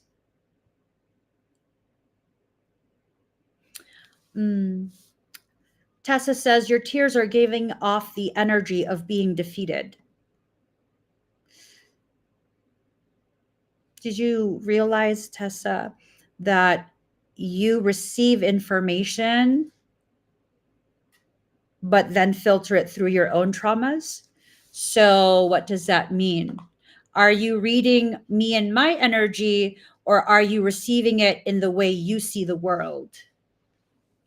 It's like when you text someone something benign, just like a joke or whatever, and it's not even an offensive joke, it's just literally a joke. And then the person reads it pissed off because something already happened to them earlier in the day that didn't have anything to do with you. And so they're pissed off. And now they read it as though you're talking shit to them, kind of like that. So am I defeated or are you? And it's not me trying to be combative. It's me trying to bring to people's attention.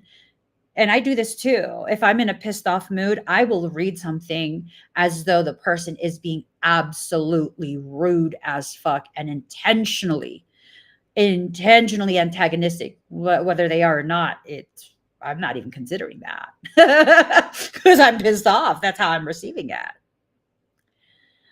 Yeah. Like I remember one time I received an email from a client, and I guess they were in a very like agitated, aggressive mood. And I wasn't in an agitated, aggressive mood. They informed me of a circumstance that they would need assistance with. I read it and I took it at face value. I didn't see anything rude about it. And then I saw that there was a second email and they were like, I'm so sorry for being aggressive. And I was like, what's going on? Because I didn't pick up any aggression from that. I was just confused. Why did I miss this email? Like, what's happening? Like, this sounds like this is a circumstance that I need to assist with. So I was simply concerned, right? Exactly. I love that. I love that. I can't put it on the comments. Maybe I could copy and paste it. Okay. Let me see if I can copy and paste it, because I actually really like what you wrote. Hold on. I don't know what your screen name is because it's a bunch of emojis. Okay, let me see. Okay.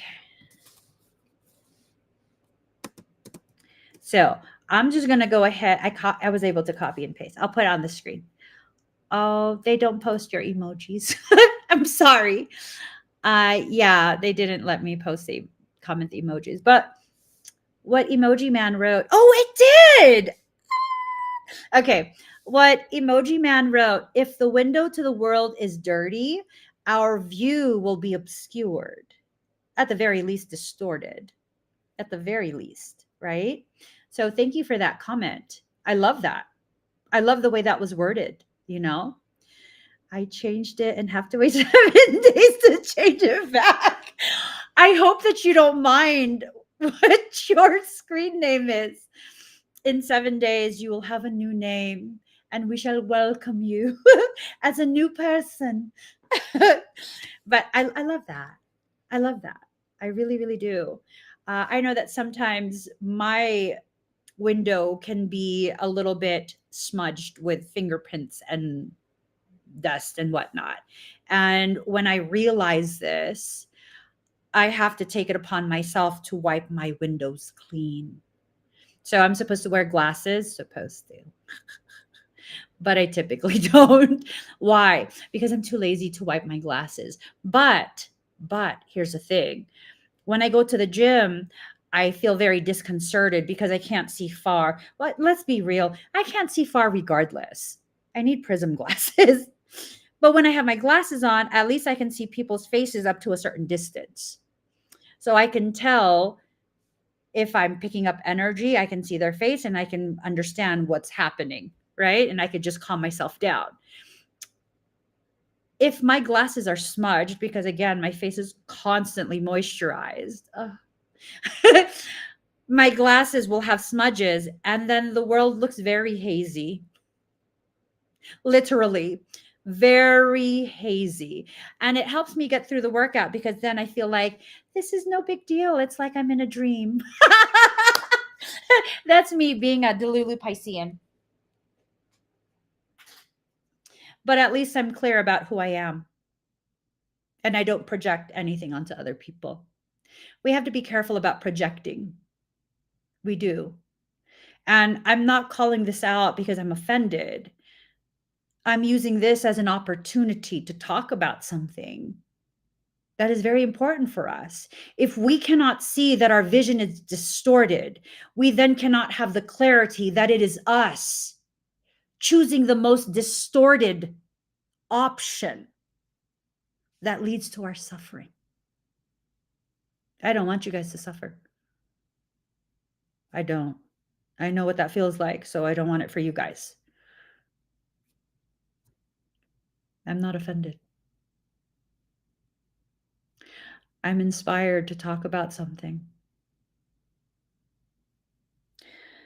A fire prince, optimism and aggression in reverse. It's time for us to begin speaking passionately. This whole okay, no hate towards Nara Smith. No hate towards Nara Smith. I actually like her content.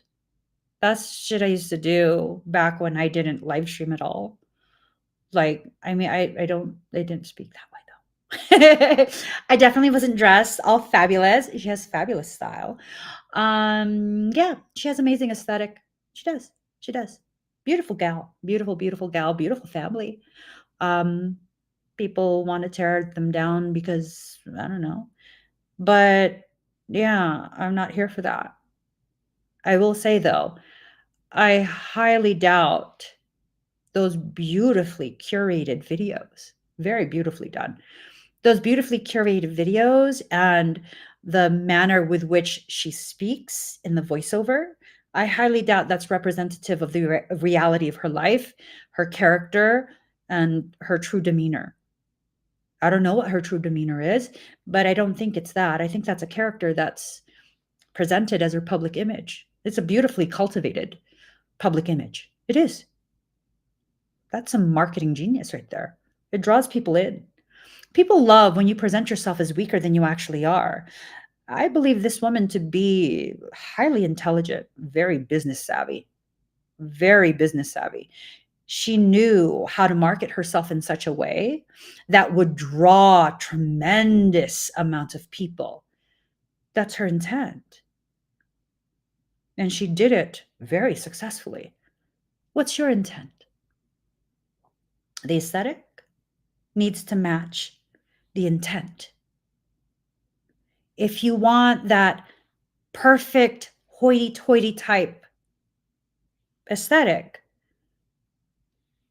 you have to put effort into that. if that's how you want to be presented, it's so that you could create an air of superiority, an air of achievement. And because she was able to do that in such a beautiful way, very polished manner, she was able to then match her reality to her aesthetic.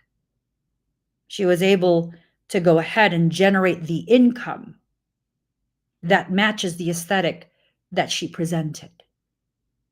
You see, the amount of effort you put in to what it is you are presenting, that's what will determine how successful you are in turning that aesthetic into a reality.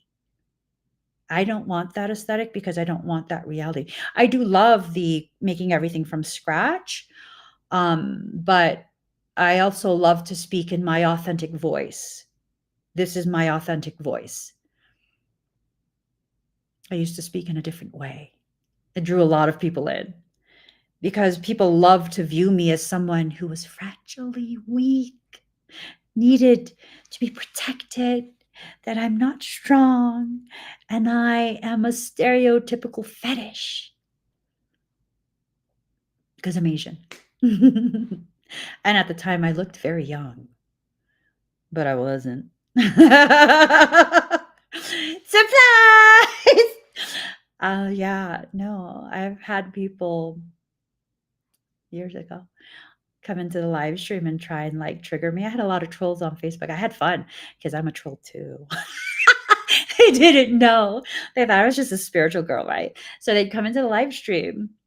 They first they would share my live stream into their troll group. So there'd be like hundreds of them coming into the live stream, all to try and pick on me. They didn't know I was one of them. And I didn't mind because they were actually boosting my algorithm. My analytics went through the roof. Yeah. And then much of them ended up staying because I'm a fucking sarcastic, smartass troll. That's an aspect of me. And I remember one time this person came on and they were like, Emmy, you're like pushing 30. You need to get off this live stream, find a man, marry him, and pop out some kids. And I was like, wait, what?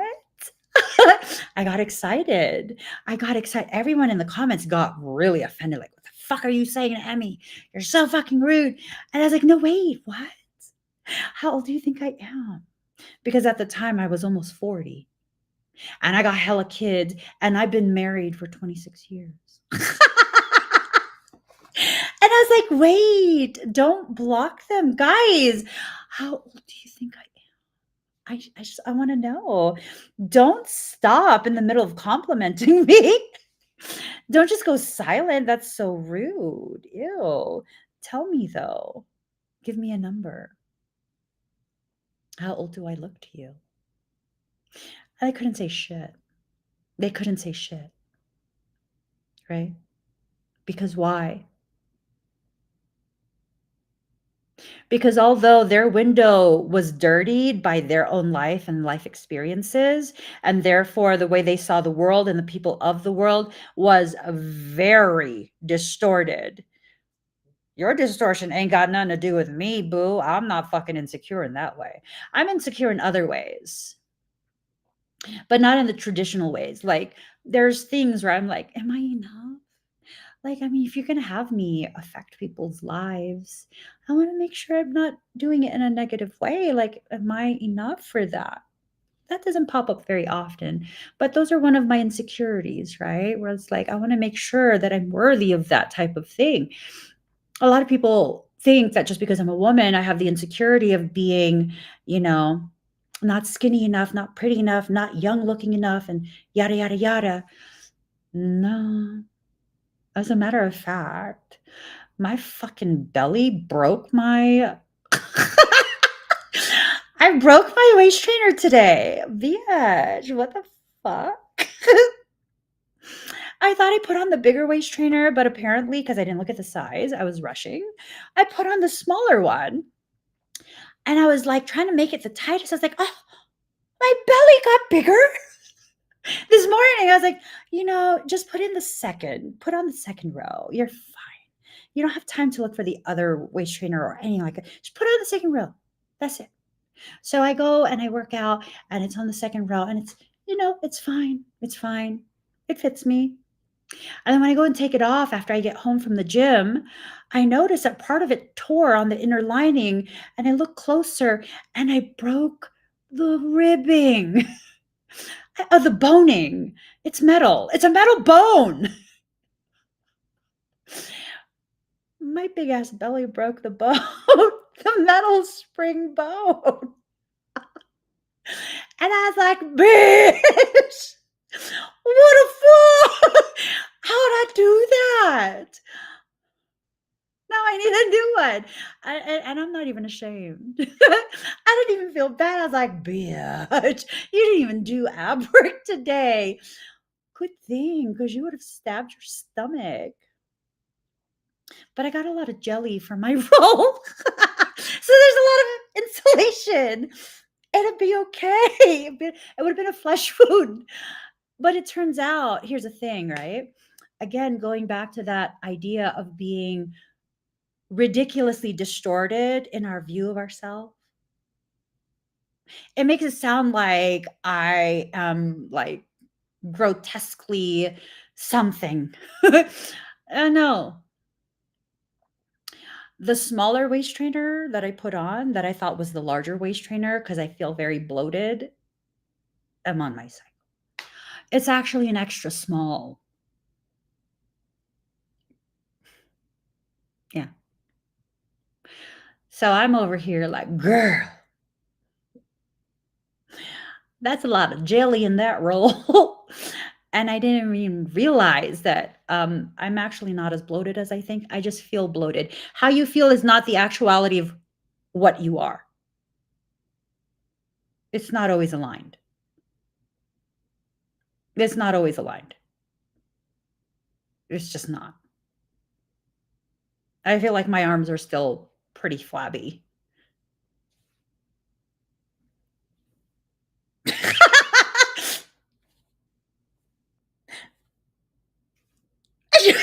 Just a little bit. Did you see that right there? Yeah, no, I have a lot of loose skin. Whatever. I've been all sorts of different sizes. Valid no matter what size I am. No matter what size I am. Valid, beautiful, important, worthy of existing. No matter what size I am. I've been a size, I don't remember if I was like an 18 or a 20. And I've also been a size 00. And I was valid no matter the size that I am. My value is not determined by my aesthetic.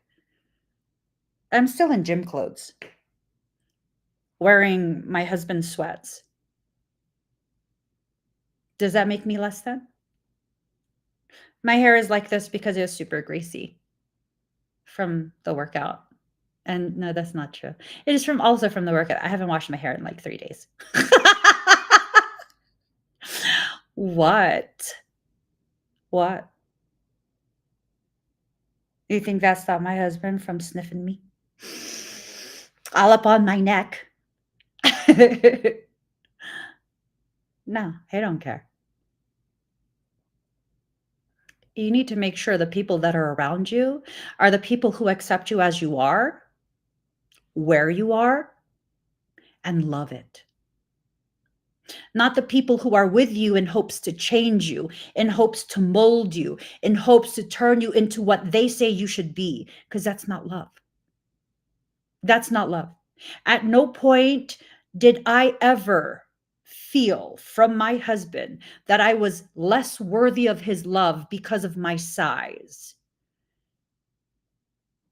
because of my aesthetic. At no point.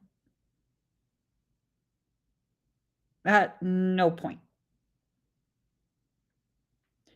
if you want to get through this period and grow and heal as you get through it, you need to start thinking about who should continue to have access to you and who needs to be cut the fuck out. Excommunication time. Excommunicate them. I don't know who. I don't know who. I don't think it really matters what their title is. If they're toxic for you, if they make you feel as though you consistently are not enough, and that's a dynamic you have, they can get the fuck out of your life. I got rid of quite a few people. I did, with no apologies, no explanation, no nothing. Why? You know how the fuck you are with me. Please quit pretending. Because it's always a toxic person that accuses you when you develop standards.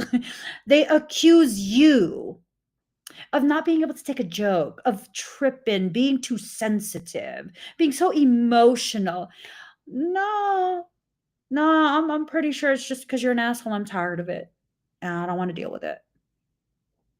You know, it's the very people who can't stand to have you be something they can witness, but get so angry the moment you disappear. They need you to come back because guess what? They didn't give you permission to leave. I don't give a fuck.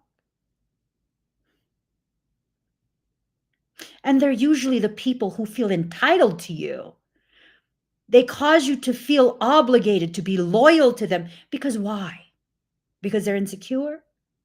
Because you're hurting their feelings? Babe, those kind of people only have one kind of feeling: offended. They're offended you exist. They're offended you go away. They're offended that you're trying. Because even when you try, they then accuse you of trying to make it seem like you're so much better than everybody. Oh. And then when you bow out, let them have the light and simply shrink away. Oh, you're abandoning them. You're hiding because you think you're better than everyone, so you won't make time for them anymore. No, they think you're better than them. You don't think you're better than them. They feel wholeheartedly that you are better, you are stronger, you are smarter, you are prettier, you are everything more than what they are. Because guess what? They see the reality of you.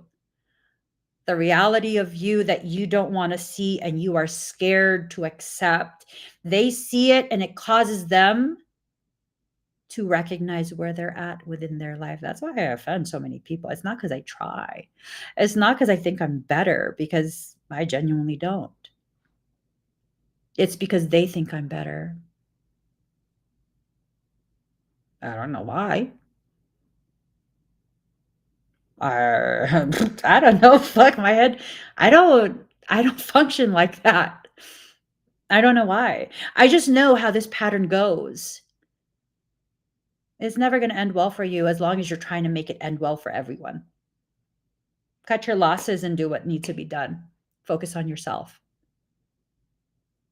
No explanations. I promise you, if you try and explain why you're walking away, first and foremost, you're a drama queen. You're trying to start drama by being so emo and so sensitive and yada, yada, yada, yada, yada. Mm-hmm. You just want attention. Mm-hmm. Mm-hmm. And then now that they know you're going to be heading out, they're going to try and turn everyone against you because you can't have anything.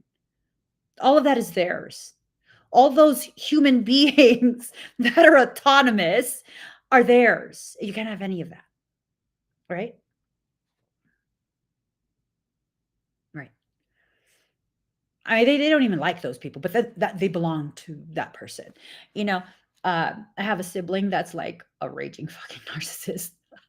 I know, totally messy talk.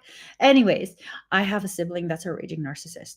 And I remember years ago, my mom went and gave me the RV because she knew that we had nowhere to live. And so she gave me the RV, and it was an old RV that had not been driven in years.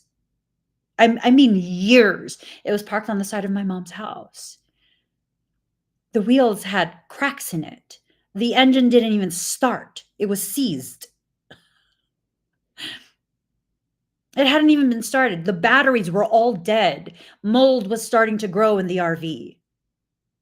That's like, y'all, I'm telling you, this was not no fucking luxury RV, right? When that narcissistic sibling found out, he was like, that's mine. Yeah? Start the engine. Oh, no, I'm gonna have it worked on. I'm gonna have it like, I'm gonna have it wrapped so that I could use it to promote my business and this. Shut the fuck up. That's what I said to him. Shut the fuck up. Mom said I could have it. Fucking move your car. Frey's gonna start the engine. The engine's seized up. He's gonna work on it. He's gonna get it to start. Move your fucking car so we can back it up and make sure it runs. He didn't want to move his car. So you know what? I said, that's fine. I found your keys. I was going to use his car to pull his boat out of the way because it was blocking the way. I said, oh, don't worry. I'll move it. I'll move the boat. Where do you want it moved to? Oh, he rushed home so quick. So quick. He said, I'll move it. I'll move it. Yeah. Yes, the fuck you will move it. That shit's not yours. That's not yours. You let it rot. You didn't even maintain it for years. Years. It sat there. You haven't even gone inside it. How do I know? Because years before, the last person to use it was me. When me and my husband and my children took my mom cross country because that was her dream. To drive it cross country, visit all these states after she retires. No one would do that for her. We did, though. And I know we were the last ones because my bag of chips was still in the fridge and my kids' toys were still on the dinette where we forgot them. It didn't matter. That was going to be his. I don't give a fuck what you think. I'm not fighting with you. Reality is this: the title was signed over to me. That's my name on that title at this point. I don't give a fuck what you say. And then we drove off. You see, there's people who are like that. They just want everything. To them, it's trash until someone else wants it or until someone else sees value in it. And then, of course, now it's theirs. Is that how your friendship is? You're just trash. Just something that's there, like a little lost puppy that will tolerate anything and everything this person does. And then the moment someone sees you as amazing, no, that's my friend. I would say, no, the fuck, I'm not. Remember, I'm the basura you left on the side. You left me on the sidewalk because I'm basura, remember? Yeah, no. You need to leave those people alone. You need to leave those people alone so that you can finally understand your value. Because when you're in an environment of people who have the capacity and the willingness to see your value, it makes it a little bit easier for you to see it for yourself. And the people that I'm talking to are the people who are so broken down by others who have maltreated you simply because they could. I'm not talking about the people that start drama, who consistently start drama, who consistently are the victim. Everyone does me so dirty. No, boo. I'm not talking about the restaurant. No, boo. It's you. You the problem. Mm-hmm. You the problem. I'm not talking about those people. You know, I'm talking to you. The person that always thinks all the good, loving things I say are for everyone else. Because if I really knew you, I wouldn't think good of you. I think the fuck not. I think you're wrong. As a matter of fact, no, I'm sure you're wrong. Because it's usually that person that is the kindest, most loving, most loyal person. And they've just been in environments that have taught them to believe the lies they hear about themselves.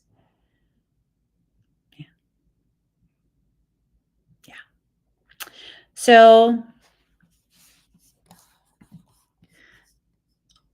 give me 1 second. Give me 1 second. I'm just going to check a little something. Mm-hmm.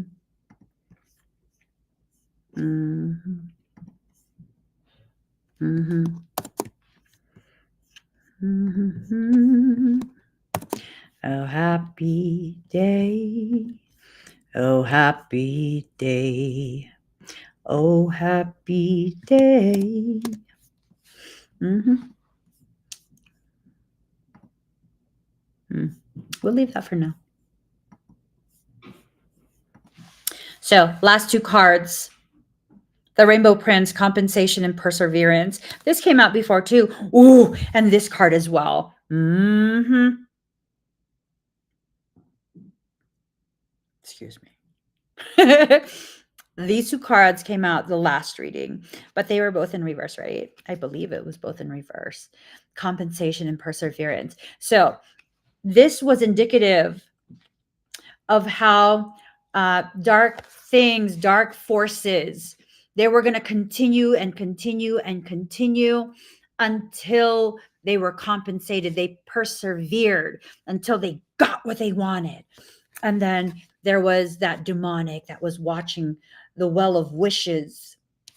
Hella dramatic. They're going to let him out. It had to do with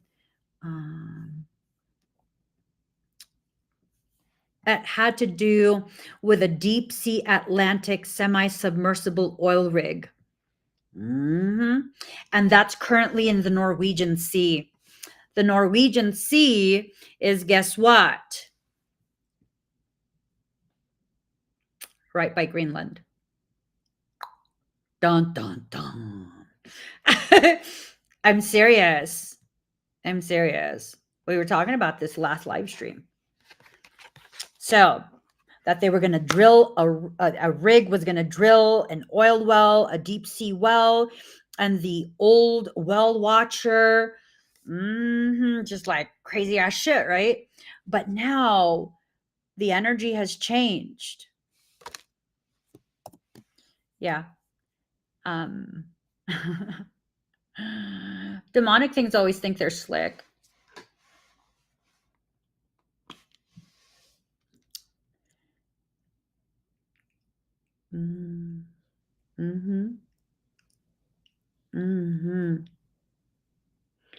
Demonic things always think they're slick.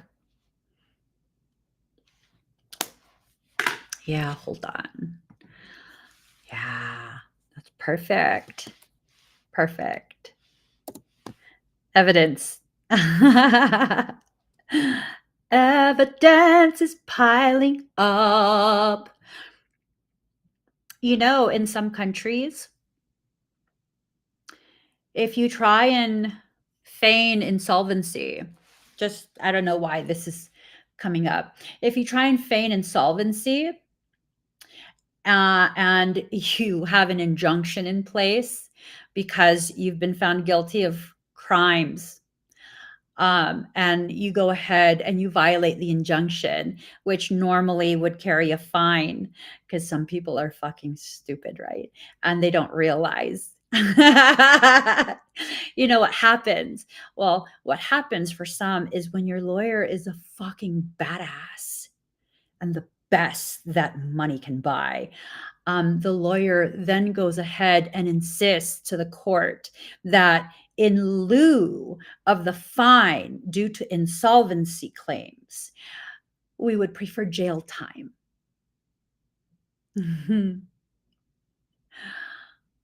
So much evidence. It's going to be like Christmas. The amount of evidence. Just saying. Oh. By the way, before you even commented anything, I already screenshot everything, all the details. Anyways, so compensation and perseverance. Ooh!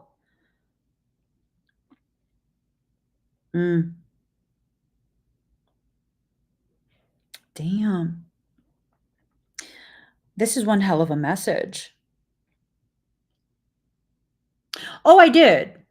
I got the photo. Oh, no, I'm totally not bluffing. I'm totally not bluffing. Here, let me show you. Hold on. Yeah, look.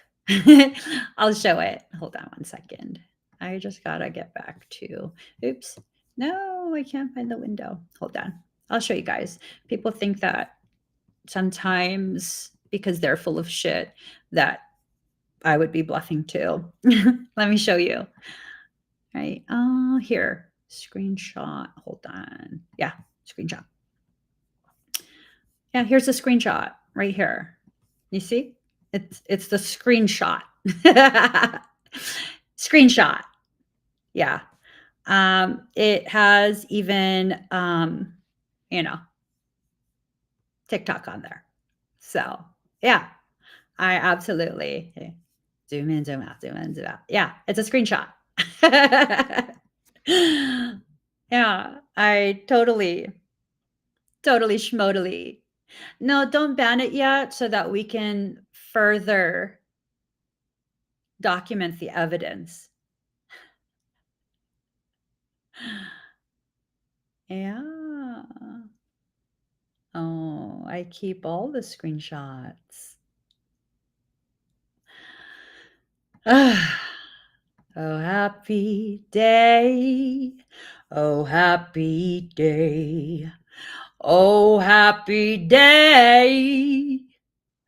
When Jesus gave more evidence. When Jesus gave more evidence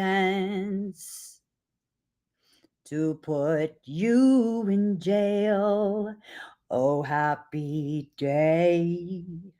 Oh, happy day.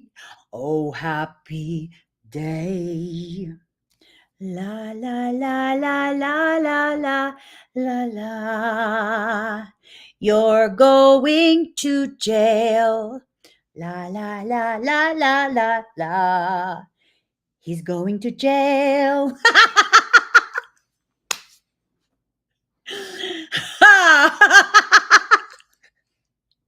Yo mama. Oh shit. I should fucking make music. Woo. So here. Soul lets us know. Soul confirms for us the things we need confirmed. Compensation.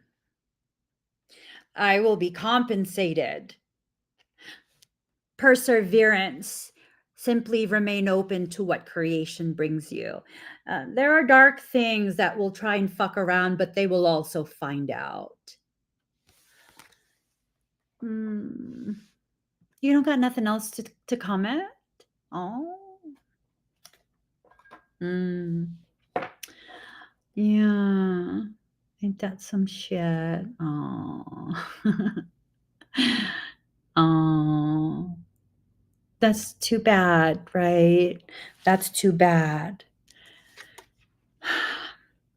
The Well Watcher. Wisdom, power of the divine. I think sometimes the divine has a way of making sure, like really making sure that everything goes in accordance with what divinity has chosen. You see, for some people, it's within their destined path to be punished, not by others, but by their own stupidity.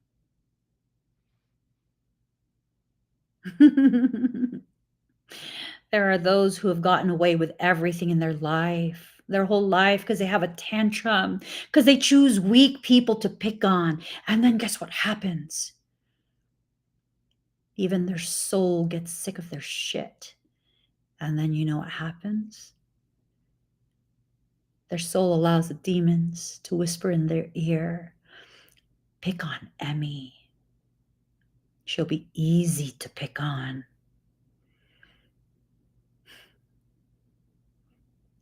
And then you find out there's this beautiful quote. I don't want to butcher it, so let me see.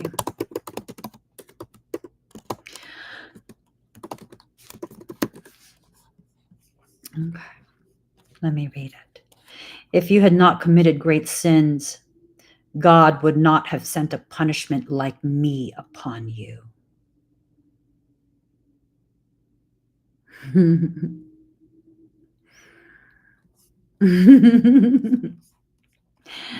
Ain't that some shit? I'm going to show you guys one thing. Because this is tickling me. It's very tickling. Very, very tickling. Hold on. Gotta find it. Where is it? Gosh, there's so many videos on here. I need to find this and I need to put it on the screen because of the fabulosity of it all. Hold on. I know what I'll do. I know what I will do. Give me 1 second. Oh, no. Here. Let's see. Oh, 2 things. Okay, hold on. First and foremost, let me airdrop this because this one's a personal message. I am feeling very playful today. I'm amused. I'm very amused with life. I will find it and airdrop it. And it's a specific type of person that will see this and they'll feel some sort of feeling in their chest. And the feeling that they will feel is their bitch assness rising from the depths of their core. Why?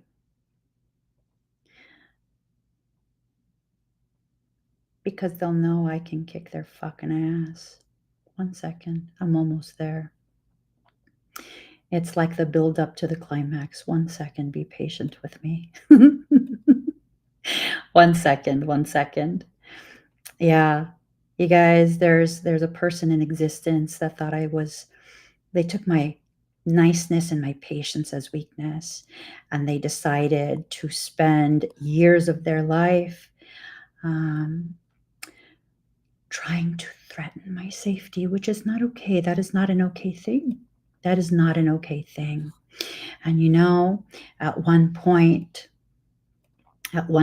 they also, here, I found it. They also tried to say that it's their life mission to eventually take me and hold me in a basement somewhere or something like that. And like do unimaginable, I don't know, but it was like, what? So let me show you. And I'm going to show you because I'm going to show my community because it's good to see it. It's good to see it. 1 second. Here it is. So that's like 800 something pounds, right? Little ass me. And look, so fucking easy. Yeah, look at that. Okay, yeah, look at that. Mm-hmm. Yeah, look at that. When I say I can kick the fucking shit out of you and stomp your ass. Oh, Lord. Lord, Lord, Lord. Yeah. I could deadlift your out of shape ass.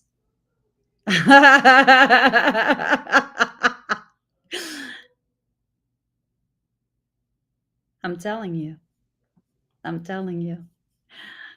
You might want to rethink that plan because oh no.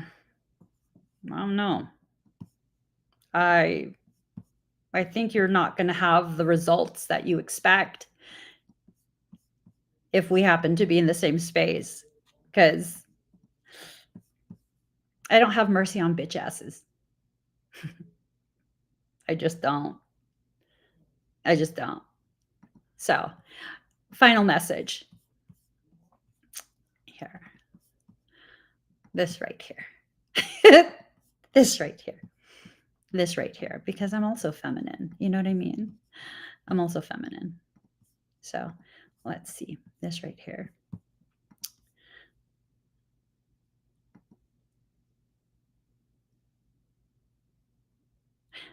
Let's rewind that. The sweetest fuck you and your mama too. You think I'm scared of you?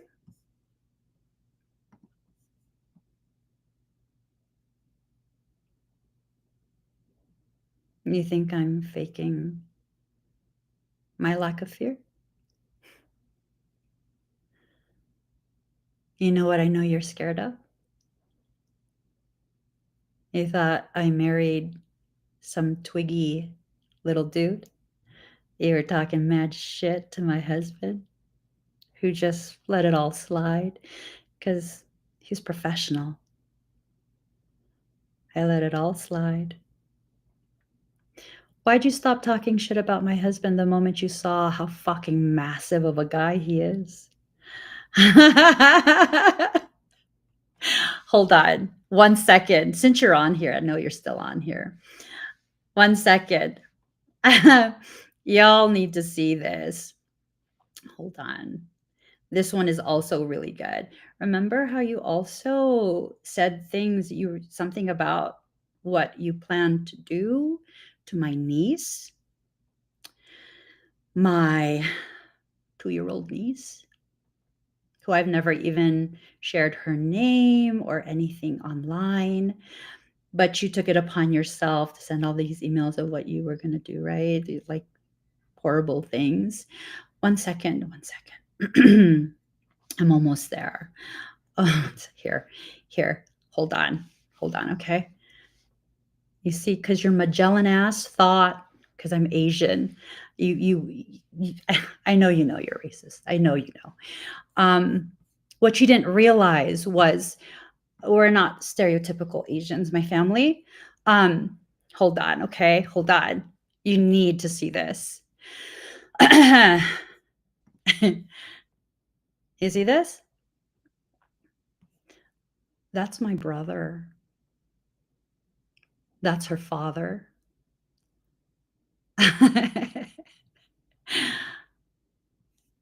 You see those? Those were done in jail. When I let him know, when that email came in, and I let him know, someone said this about your daughter. You know what his response was? Well, did you give him my address yet? Who's scared of you? None of us here. How's it feel to have me point out what a bitch ass pussy you are? How's that feel? Look at that. Damn! Damn, brother. That one was done in a garage. Yeah. Yeah.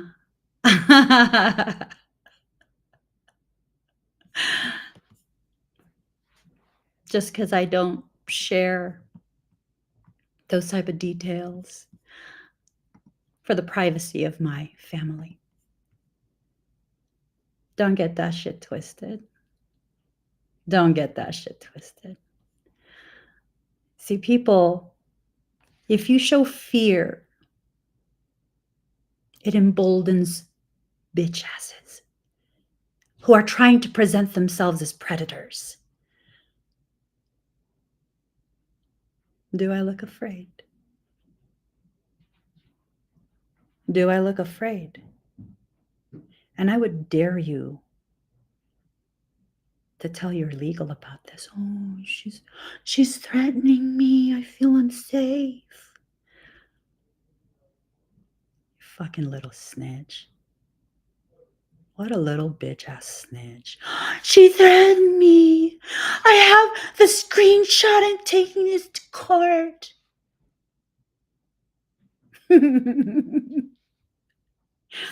Mama's boy, snitch ass little bitch.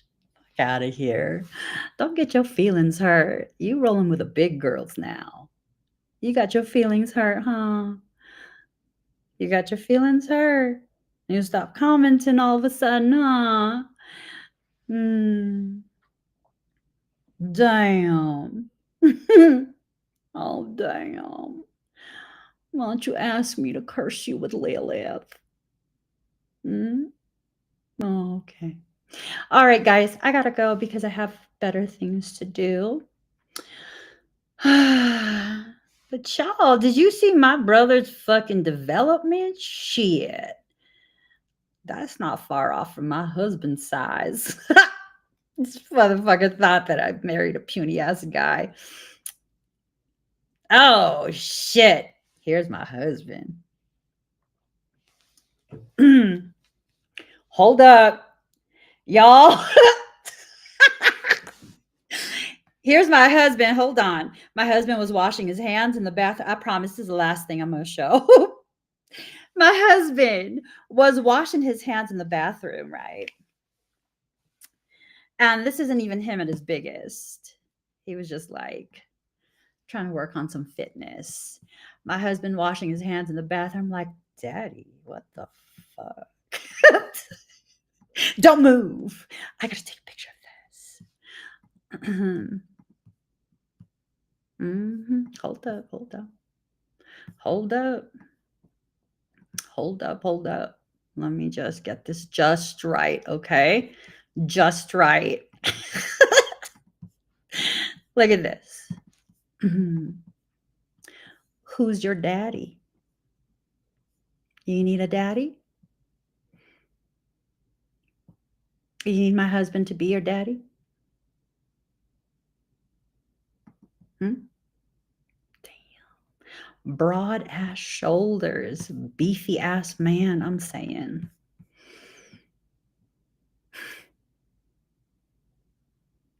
You thought because I'm Asian, you thought you would say the things you said and I would be afraid? Oh, no, please, sir. No, don't hurt me, sir. I'm so scared. Right? I'll fucking stomp your ass. I'll make you cry for your mom.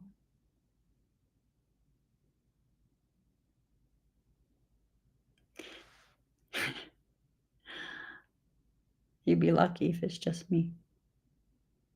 You involve my brother. You involve my husband.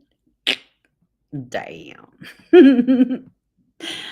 Damn. Okay. I gotta go for real. I just saw the time. I gotta go. I got a few things I still need to do. All right, guys. Thank you for letting me talk shit. I'm just kidding. I'm totally just joking. I mean, who knows? Maybe those are just pictures from the internet or something. You know what I'm saying? Like, y'all need to be aware of who the fuck you be threatening and shit. I'm just saying. I'm just saying, because, you know, maybe the person you think you're gonna be manhandling might just fucking might manhandle your ass. We don't know. We don't know. We're just talking in theories and hypothetical. I gotta go, guys. Please give this video a thumbs up. If you haven't already subscribed, please do subscribe. Turn on that notification bell, and don't let the demons put you in a bad